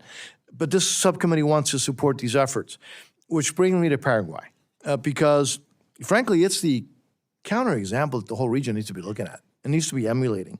Now, so while neighbors have flipped to Beijing, Paraguay has chosen the United States over Communist China. It's held firm with Taiwan for nearly 70 years and posted the strongest economic growth in South America. You've met with President Peña, and you've been directing State Department attention towards partners who stand with us. You've talked about this in this hearing. It's working. It's really working, but I think we can and should do more. What do you need to make sure that this hemisphere continues to see and sees clearly, actually, that choosing America over China actually pays off for their people and for the entire region? Yeah, I think the first thing, as long as I was served in the Senate for 16 years, everybody said we need to focus more on the Western Hemisphere, just like people say you need to eat more broccoli and more vegetables, but no one ever wants to actually do it. So I'm proud of, at least over the last year and a half, you've seen a more sustained focus on the hemisphere, and it's borne fruit in a couple of ways. Here's the challenge in the region. Not only 20 years of negligence in this regard, but what Chinese efforts in the region have done is twofold. The first is it's resource extraction. So they try to establish for themselves access to critical minerals, mining of any sort, and give themselves these long-term contracts, gain these long-term contracts, and that allow them to extract resources, as they do in Africa and other parts of the world as well. The second is they come in with infrastructure investments, key infrastructure like telecommunications, ports. These are areas we've seen heavy investment in on their part. And when I say investment, I understand oftentimes these come with financing mechanisms that can cause these countries to fall into a debt trap. The third thing they do, frankly, is they come in and they promise to build you an amphitheater or a bridge. They may not do a good job at it, but now you owe them money for it, and then they expect your vote at the United Nations and in international forums as leverage. And the challenge in all of this is that oftentimes a country will come to us and say, we want to build X or we want to expand Y, but the only people showing up are Chinese companies. There are no U.S. companies showing up. There are no American alternatives showing up or Western alternatives showing up. And so part of the challenge that we have is to identify and connect those U.S. alternatives, and not U.S., Western, allied alternatives to what the Chinese are offering, and to make a compelling argument. And this is the important work of our embassies that they've been focused on, and they'll continue to do. So I think continued support for those efforts is important. We have a fund that provides us a little bit of flexibility that we've asked for in our budget requests that will allow us to very quickly act if an opportunity presents itself. And it's not just State Department money. It would allow us to leverage the resources of the Development Finance Corporation in some cases, depending on how the deal works out. But we most definitely want to see alternatives to what the options have been available to these countries in the past have been, in many cases, solely Chinese companies or Chinese-related companies. Yeah, and we heard that everywhere. Now, look, it's going to surprise everybody. I've got 46 seconds, but I'm going to stop now. I know. No, I'm not going to give it to anybody else, the request, but I am going to recognize the ranking member. Thank you, Mr. Secretary, again for being here. I want to talk to you about I'll give you two unhappy questions. I'm unhappy about this. It's about congressional directives and laws that are being ignored. Number one, the women of the world. Women, when they have access to education, capital, jobs, and ability to fully participate in our economy, they lift families out of poverty, they grow markets, they strengthen communities, they create more stable societies. When they have a seat at the table in governments and peace negotiations, peace agreements actually last longer and nations are more secure and prosperous. We passed 2 laws. You were the sponsors, I think, of one of them. Women and Peace Security Act of 2017, the Women's Entrepreneurship and Economic Empowerment Act of 2018. And we have not been able to find anything that's being done at the State Department responsible for having these programs carried out. And then we get this notice. I can't even believe it. From your office. The administration does not have a dedicated strategy to increase engagement by women and girls in democracy, human rights, and governance programs. This is not acceptable. And it's not only is it not acceptable, it's just wrong. I'm telling you, if you want to have this country, our country, to be safer, more prosperous, more healthy, you have to uplift the women and the girls of this world. I am pledging to work with you to do that, and I hope you will. I want to go on to another point, which is Gavi. We provided the State Department $600 million for Gavi. That is the vaccine alliance that delivers life-saving vaccines and protect children from deadly diseases like measles, malaria, polio, so forth. Its work has reached nearly half the women's children and has saved over 20 million deaths since the beginning. And now your State Department has not distributed this or not allowing Gavi to distribute this because you're waiting for a response from a vaccine conspiracy theorist. I almost put terrorist. Yeah, he's a health terrorist. Robert F. Kennedy. This is so wrong. I just asked you, I think we asked you about this before, to commit to getting these funds out. Can you do that? I mean, first of all, I don't think it's fair to call Secretary Kennedy a terrorist. I mean, he has strong views on health issues, and you may not agree with them, but I think by and large, he's also made a positive contribution to this administration in a variety of fields, whether you agree with it or not. Okay, well, anyway, listen, you know what? But let me talk about Gavi in specific. As you understand, obviously that's been largely a State Department prerogative. In the past, at the direction of the President, we've allowed Secretary Kennedy, we've worked with Secretary Kennedy on his input to get reforms from Gavi. He wants reforms from the organization, and we've been supportive in pushing those reforms.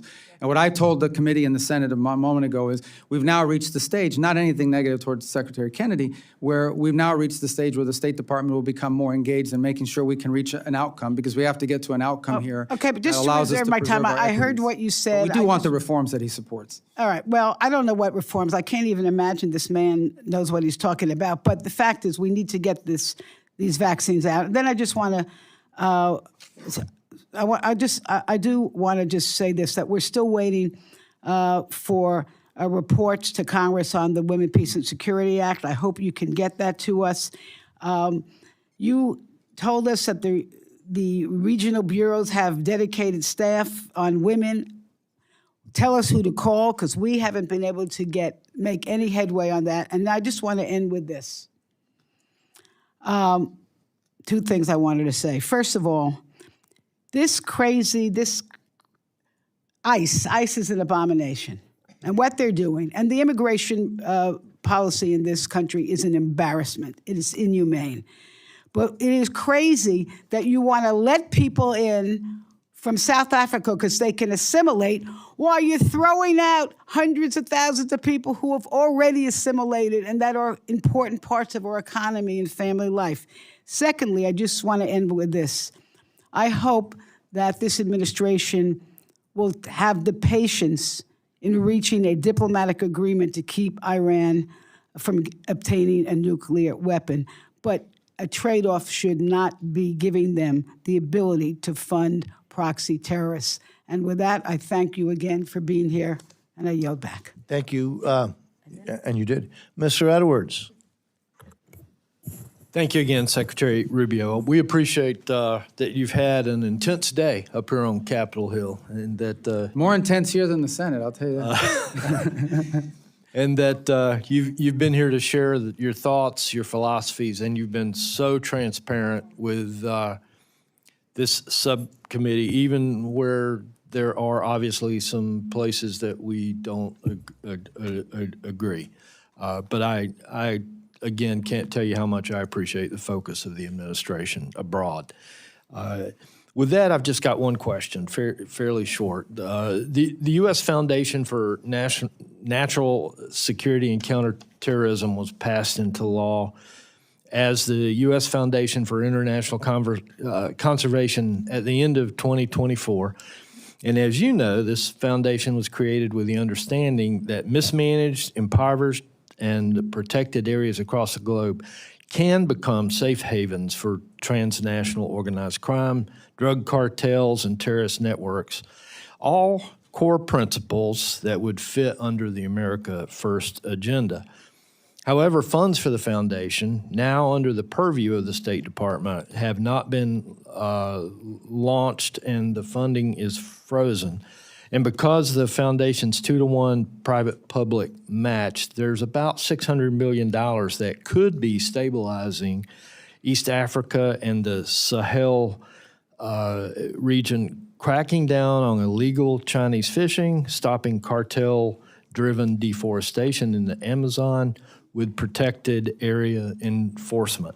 Is this foundation something that you're committed to? And if so, what would need to happen for that to become activated and for the funding to be released? Well, you may correct me if I'm wrong. I think the foundation depends on some appointments that need to happen to there's a governing structure to it that has both presidential and congressional appointments. I think those have not happened yet. And I know that's probably taken longer as a supporter than you would want it to see happen in others. We can't really activate this until it's stood up, and right now it just hasn't been, the governing structure of it is not in place for a variety of reasons. I would imagine part of it is the change in administration with so much going on. We just haven't gotten to the point where we've gotten, I don't believe we have the congressional appointments either on that. I may be wrong about that, but I don't believe so as well. So let me get back to you on where we stand on these appointments, because having that governing structure in place is what's necessary in order for it to be deployed. I can tell you I've heard a lot about it, and has strong supporters in both the House and Senate in both parties. If I'm not mistaken, I think Senator Graham was involved in this effort in the Senate along with Senator Coons, and I'm not sure who the sponsors were on this side. So we've had numerous inquiries, but we've got to get those appointments before we can activate it. All right. Thank you. We'll follow up as well. I yield. Thank you. Ranking Member DeLauro. Thank you, Mr. Chairman. Mr. Secretary, we're currently in the midst of a significant outbreak of a type of Ebola that has no authorized treatment or vaccine. The outbreak is occurring in a region of the world that really is highly insecure, and in the wake of the administration's withdrawal from the World Health Organization, the dismantling of USAID, and the State Department's restructuring of global health engagements, impacting the Centers for Disease Control and Prevention. It is now my understanding that the State Department is now rushing millions of dollars for the response. I would have preferred for funding to be spent on preparedness and detection, just as you outlined in your global health strategy. But here we are, with a growing case counts and people dying. In 2014, in an op-ed, you wrote that it was, quote, inexcusable, end quote, that no senior official had been designated to lead the U.S. Ebola response under President Obama. And today, there is no single designated lead. And the senior National Security Council position responsible for coordinating infectious disease and biosecurity is vacant. Mr. Secretary, who is in charge of the Ebola response, and how is that different from what you called inexcusable in 2014? Well, it's different in a couple ways. First of all, our response has actually been faster than the response in 2014, both in the ability to flow funds to our partners in the region and in standing up all kinds of facilities. Let me answer the second question first and then get back to the first. We are, at this time, it's an interagency process in which multiple agencies are involved in this response. The U.S. State Department's taking a lead in some aspects of it, but even Department of War is involved in the sense of flowing, for example, the standing up of this clinic, this observation post in Kenya that will allow us to observe exposed Americans or suspected exposures for 21 days. If they are infected, those Americans will be transported to a treatment facility somewhere in Europe or maybe stateside. If after 21 days they're not infected, they continue home. We're standing up that facility. But we flowed, I believe, well over $200 million to partners in this response. This is not a scramble. This is something that broke out in a rural area of a war-torn country and was underreported for over a month. Not because of anything other than the fact that it was in a rural area in a war-torn country that was highly unstable. And on your first point about who's in charge, one of the things that's being discussed in the interagency is whether we need to stand up a specific individuals for this specific case. And that's been proposed. There are a couple people being considered. I don't want to use the term Ebola czar, but someone with the qualifications to sort of serve full-time in the coordination of the interagency. In the interim, the interagency has a daily meeting on this, and we at the State Department have a task force 24/7 on it as well. But it would be in keeping with what you talked about in 2014, to have a single person in charge. It's always better to have a point person. I think you would agree. Well, ultimately, you were trying to coordinate working multiple with the agencies. Yeah. Because it has to be interagency. But there is one person who is coordinating them, and the information flows through. So apparently, you are thinking about doing that. I think it would be sooner than later. And I would just say that I think in the wake of withdrawing from World Health and dismantling of USAID, I think it has put us in a position of really trying to play catch up in this because we should have learned from 2014. Let me just, last year you testified that, quote, "no children are dying on my watch," end quote. Due to the termination of USAID, it has been estimated that the total number of additional child deaths is more than 500,000. While we'll never know the exact number of deaths, I believe that there have been additional child deaths from diarrhea, from malnutrition, from pneumonia, from malaria, and HIV. I would hope that we would really not accept the consequences of the termination of these programs, because it is unacceptable to see that kind of death and destruction, but that we will have learned that we need some of these programs and the apparatus to be in place that help us to prevent these illnesses and be able to respond rapidly, so that we can be in the position of the United States of preventing death, particularly amongst the children of the world. With that, Mr. Chairman, I Thank you, yield Ranking back. Member. And Well, I just say this number keeps getting thrown around. I dispute that. Those numbers are nowhere near reality. That's not reality. That's not a reality that 500,000 Well, I would people, be happy to try to document it, but 700,000 Mr. Chairman, my time has expired. Well, what about my Thank- time? Well, Do I get time to let's- respond, or I just have to I listen? think, I think it's fair for him for the Secretary just for a quick response. Mr. Chairman? The question was asked, and we've been going a Fine. little bit And- over. And then if that's the case, I can go back and No, take a look we're at all just- the areas in which this is documented, what the losses are, Ranking because I Member. have that information. Thank you. The Ranking Member, you can always submit that to the record if you well desire. and Well, we- I just want to accept respond it. to that point. 'cause Let's just it's- give a quick response, and then Yeah, we'll the move quick on. response is this. No country in the world spends more money, not even close, than the United States does on humanitarian assistance. It's not even close. We spend more money, I believe, than the next 3 or 4 countries combined.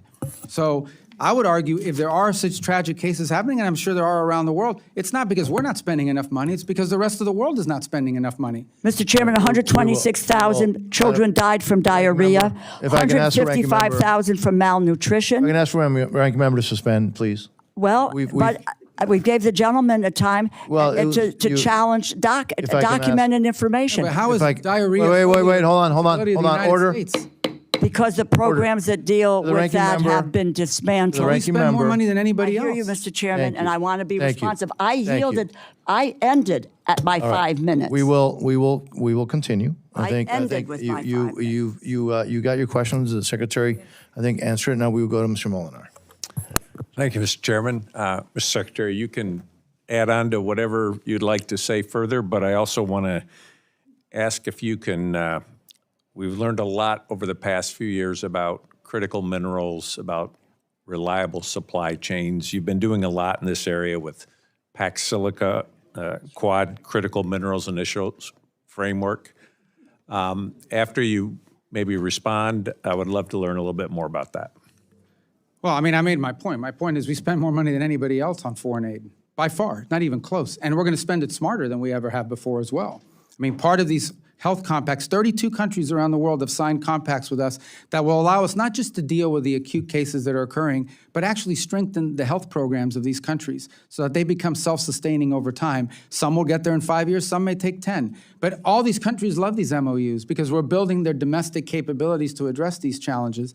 I've always said the best foreign aid program is an aid program that ends because the country doesn't need it anymore. South Korea is a great example. This was a country that was an aid recipient. Today they are an aid donor.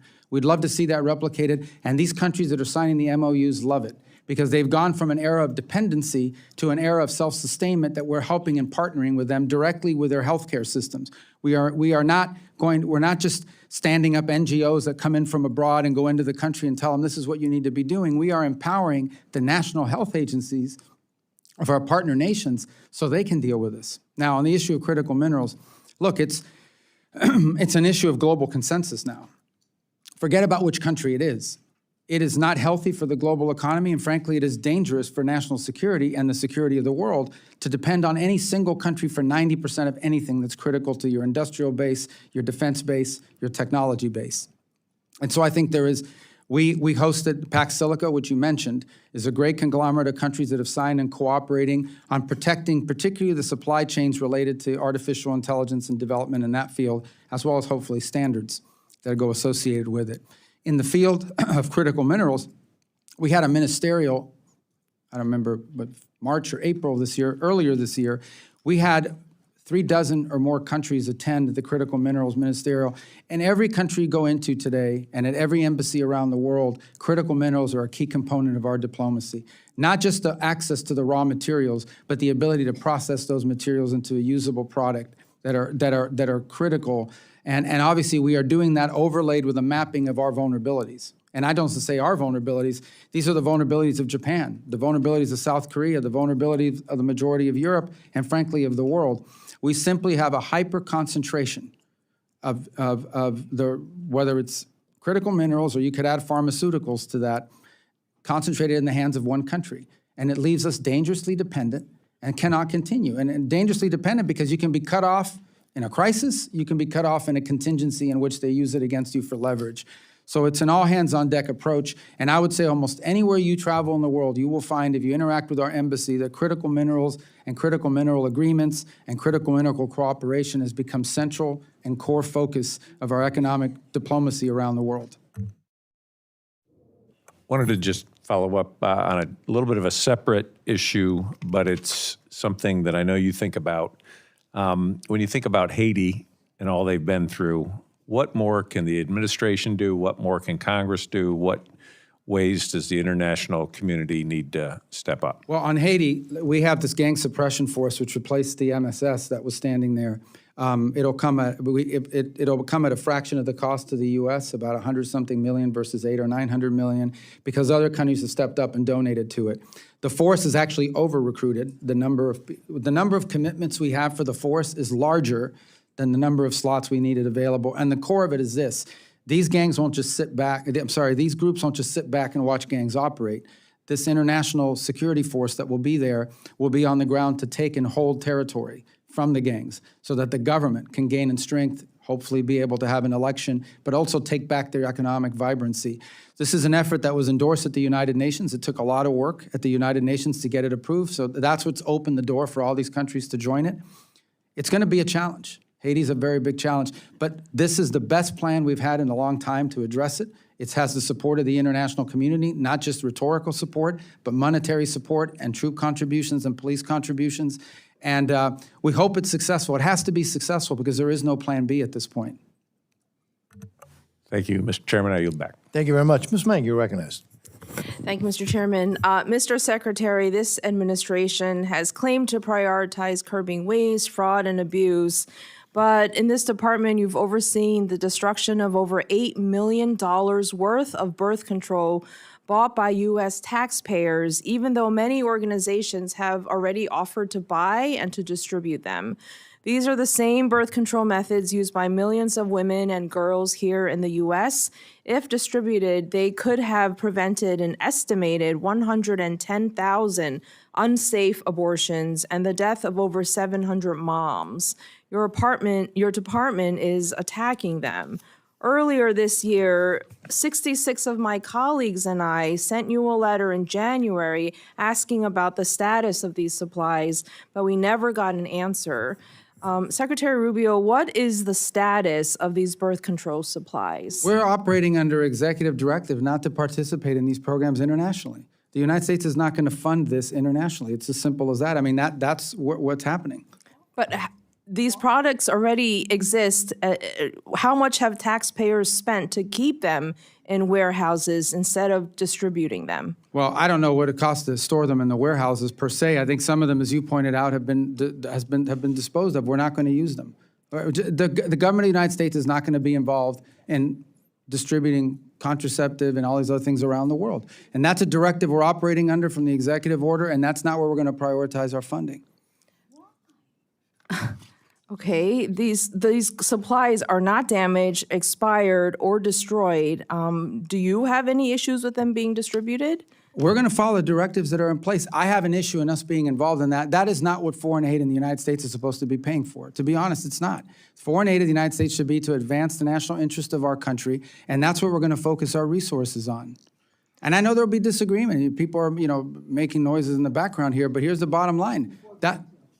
Well, look, at the end of the day, that is the policy of this administration, and we're going to execute on that policy. Our foreign aid is going to be about advancing the national interest of the United States. And we don't view that this is in the national interest of the United States. We don't know what core national interest of the U.S. do these programs advance for us. We're not just making noises. We're concerned about preventable deaths and life-saving measures for women, for girls, for...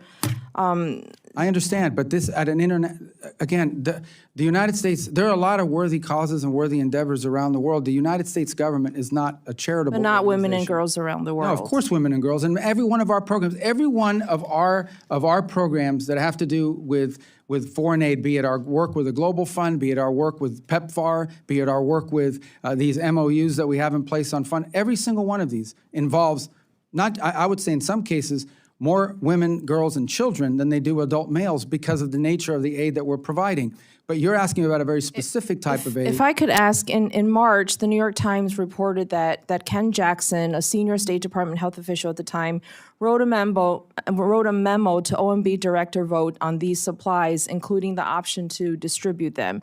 To your knowledge, did Mr. Vogt receive this memo, and did he have anything to do with these decisions? I don't remember that article that you're pointing to or the memo in specific that you're talking about. Do you know if Mr. Vogt had anything to do with the decisions about these Well, we always, supplies? as you guys know, the role that OMB plays, they issue directives on spending to the agencies. That's the role they've always played. That includes in the formulation of the budget we've presented to you. I can't speak specifically about whether he saw that memo or whether someone in his office addressed it. So, I mean, Mr. Secretary, you were here in Congress before. You know that for over 6 decades, in a bipartisan way, the U.S. has supported these international family planning programs. They have saved the lives of tens of thousands of women and girls for pennies on the dollar. Last year, despite Congress directing funding for international family planning programs on a bipartisan basis, you told me, quote, "There is no plan to spend that money. We're not going to be in that business globally. We're not going to do it." Just earlier this year, Congress again funded these programs. I want to know, what is the plan, and under what authority are you refusing to spend taxpayer dollars directed by Congress? Well, again, we're working through directives for this year. We'll be in consultation with your staffs about the ones that we're going to be pursuing, and we'll bring those available to you as we make them. But the policy that you reiterated that said last year is the one I've stated here again today pretty consistently. On the issue of directives that you just asked about, I know the appropriations bill from last year had a number of them, and we'll be working with your staff we haven't finalized yet which ones we have a problem with and which ones we don't, but we'll be doing that here very shortly. Oh, my Thank you. I yield back. Thank you. Mr. Alford, you're recognized, sir. Well, thank you once again, Chair. Thank you, Secretary. The first World Cup match in the United States of America, I think, is in 9 days. Team Argentina arrived in Kansas City yesterday. We're hosting them. A lot of tourists, or millions of tourists, are coming to the United States of America. Can you talk about what your department has done to get ready for this massive influx of visitors and make sure that cities like Kansas City receive a return on their investment for these events? Well, as you know, we set up an expedited process for visas for people that own the FIFA card. In essence, the FIFA, you have to prove that you have a ticket, you purchased the ticket, you still go through the vetting, you still go through all that process, but you have to prove that you've bought a ticket to a game, not just that you're coming to attend. So that's for the fans' perspective. And so far from what we're interacting now on a daily basis with FIFA and the World Cup people, we feel really good about the processing. There are a couple places that might be more challenging, but by and large, if you own a FIFA ticket and you've registered through that program, you will receive expedited processing to make sure you can attend matches in the United States. Obviously, it's also being hosted by Canada and Mexico, so that provides some level of complexity because some of the matches might begin in Mexico and wind up finishing in the U.S., but nonetheless, we feel pretty good about where we stand on that. In the case of the athletes and the teams themselves, obviously that's been handled separately. They're applying differently. They're still going through the same vetting by and large, but for the most part, we have not had any reports of any teams having a struggle to get here, except for, I will highlight this. The Iranian team has chosen to stay in Mexico as opposed to the United States. In the beginning of the match. And we have no problem with the athletes, as we stated earlier, or their support staff. But what we're not going to allow is for them to embed in their delegation a bunch of people that we know have nothing to do with athletics and have ties to the IRGC or things of that nature. So we were going to watch that very closely, and we'll continue to watch that very closely. But by and large, I don't anticipate that problem with any other country. I want to end our final moments talking about global media, real hot topic last year. Can you update us on the new broadcasting plans with recent changes to the government's global media investments? How are we reaching people in the communist authoritarian nations? And how have widespread internet outages, for example, in Iran, affected free media from entering into these contested spaces? So while I believe that program is under the jurisdiction of your committee, we don't entirely, that's an ancillary function to the U.S. State Department. Nonetheless, we have great interest in how it works out because it does have an impact on our diplomacy, on our foreign policy. As you highlighted appropriately, that there was actually an internet outage. It's shut down. The internet was completely shut down in Iran until very recently. It was restarted. So even VPNs wouldn't have worked because you had no access literally to the pipes. They've restarted some limited access to the internet because it was devastating their commercial sector. But it's been problematic. It's been damaging, no doubt about it, and shows you how critical and important it is and why authoritarian regimes are so fearful of it. As you know, recently there was a court order that basically stopped all of the reforms that have been put in place by the previous administrator. So we've had to go back to the drawing board and begin from scratch on rebuilding that global program as a result of that court order. All the decisions that were made by the previous director were also eliminated.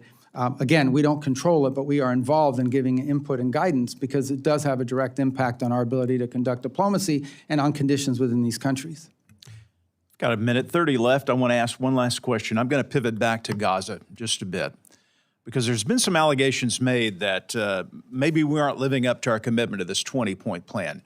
Is the case, sir, not that having to do with Hamas? Hamas was left in place by the previous administration who tied Bibi Netanyahu's hands, refused to let him finish off Hamas, and now we're still having to deal with these terrorists who keep popping up and threatening the people of Gaza who want to get on with their normal life. I mean, at the core is that the issue with Gaza is that our hope is not just for a peace deal. Our hope is for a complete rebuilding of it in a way that's positive, that gives people economic opportunity and some level of governance for themselves without having to be run by a terrorist organization. And so the key to that is investment and attracting. And there's plenty of interest. As I said, both donor countries in the region, companies that want to be involved in the redevelopment, and good people in charge of sort of envisioning what that would look like. The fundamental challenge at the end of the day will always be that you can get all the pledges you want for assistance in rebuilding. You can get all the interest you want from those who want to go in and be a part of it. No one is going to invest there as long as Hamas is militarized. Because as long as Hamas is militarized, they know that there's going to be a war in the future. There just is, if Hamas remains in place. So the goal now is to demilitarize Hamas. That is the impediment that's holding up the rest of it is still ongoing, all the planning, all the meetings, all of the, but the impediment to actually effectuating many of these other points is that Hamas still refuses to demilitarize. And it's not just us that are frustrated by it. Many of the partner countries in the region that helped put this deal together are frustrated and pressuring Hamas to comply with that requirement as well. Thank you, sir. I yield back. Before I recognize Mr. Susquehanna, I just remind the gentleman that two of those players on the, well, at least two, maybe more, but two that I'm aware of right now, top of my head, who are playing for the Argentina national team, play weekly in Miami, Inter Miami. So anyways, thought I'd mention that. Mr. Susquehanna, you're recognized. Thank you. Mr. Secretary, everyone here on the panel has welcomed you, and thank you for being here. I'm not sure that our welcoming nature is totally reflected on the 60-degree AC setting in this room. It's freezing, at least for an Arizonan or a Floridian. Maybe in the hot seat it's not, but over here it's felt pretty cold. But I do wish to end with more on the warm side of things. And it's been said already by the chairman and some of my colleagues here on the critical mineral side of things. The backbone of our defense system, this is more a statement than the question, because I know you've answered it already, but I want to agree with you on this. Energy infrastructure and the emerging technologies right now, China dominates the global supply chain for many of them, and you address that. This is a serious national security vulnerability. And Arizona specifically, we play a major role in the solution. My state produces nearly 70% of the U.S. copper and has significant untapped critical mineral deposits that could meaningfully reduce our dependence on foreign supply chains. Yet permitting challenges and the lack of diplomatic coordination continues to slow the process. So I wanted to mention that. If you have any further comments on that, please go ahead. But I just have one question on Nigeria, and then you can cover both if you want, and then that'll be the end of my time. I want to acknowledge the administration's counterterrorism successes along the Nigerian partners against Boko Haram. These are meaningful steps forward. Defending people of faith from persecution remains a top priority for this subcommittee, which is why our FY27 bill conditions assistance to Nigeria, one of the deadliest places in the world to be a Christian today. This committee also submitted recommendations to the White House on violence against Christians in Nigeria, and we hope those inform the path ahead. With that in mind, how does the department intend to move forward on this issue, particularly on the atrocities, prevention, and religious freedom protections? Thank you for that. Actually, it's an interesting, not that we were unaware of it, but it was congressional attention to this matter that first brought it to the forefront. Even though we've been monitoring it and watching it for a while, it's members of Congress that really accelerated public attention on the plight of Christians in Nigeria. One of the first things we did immediately is engage with Nigerian authorities, because in many cases what was happening there was not a lack of willingness on their part, it was a lack of capability. In essence, they were confronting groups that in many cases had better weapons, more sophisticated weaponry. In some cases, they were facing a real domestic challenge. And they too jointly identified these terrorist groups, which are the ones that are conducting these massacres, as a threat to their security. We were able to enter into very cooperative arrangements with them. In fact, I've met with their national security advisor on a number of occasions. I know our Department of War folks are working with them quite closely, and have been able to conduct two, significant joint operations targeting these groups, one on December 25th, one as recently as 2 weeks ago that eliminated the number two in the global ISIS affiliates in terms of the, and a very successful operation that in addition to eliminating these individuals, captured a substantial amount of intelligence and items of intelligence value that will inform not just further operations there, but operations in other countries or threats emanating from other countries as well. Since then, we've conducted a couple of other joint operations, much smaller scale. So I think we're at a stage now where the cooperation between the United States and Nigeria in going after these groups is pretty substantial, and I think a good success story. And it's the work of both diplomacy from the State Department, but frankly also, good liaison work with the Department of War. Thank you. Thank you for that. Mr. Chairman, I yield back. Thank you, Mr. Susquehanna. As a reminder, members, as you all know, may submit additional questions for the record. Mr. Secretary, look, you have multiple hats, Secretary of State, National Security Advisor. Let me just thank you for your outstanding service to this great country of ours, and also thank you for your time today. You've been very generous with your time. This concludes today's hearing. The Subcommittee on National Security, Department of State, and Related Programs stands adjourned.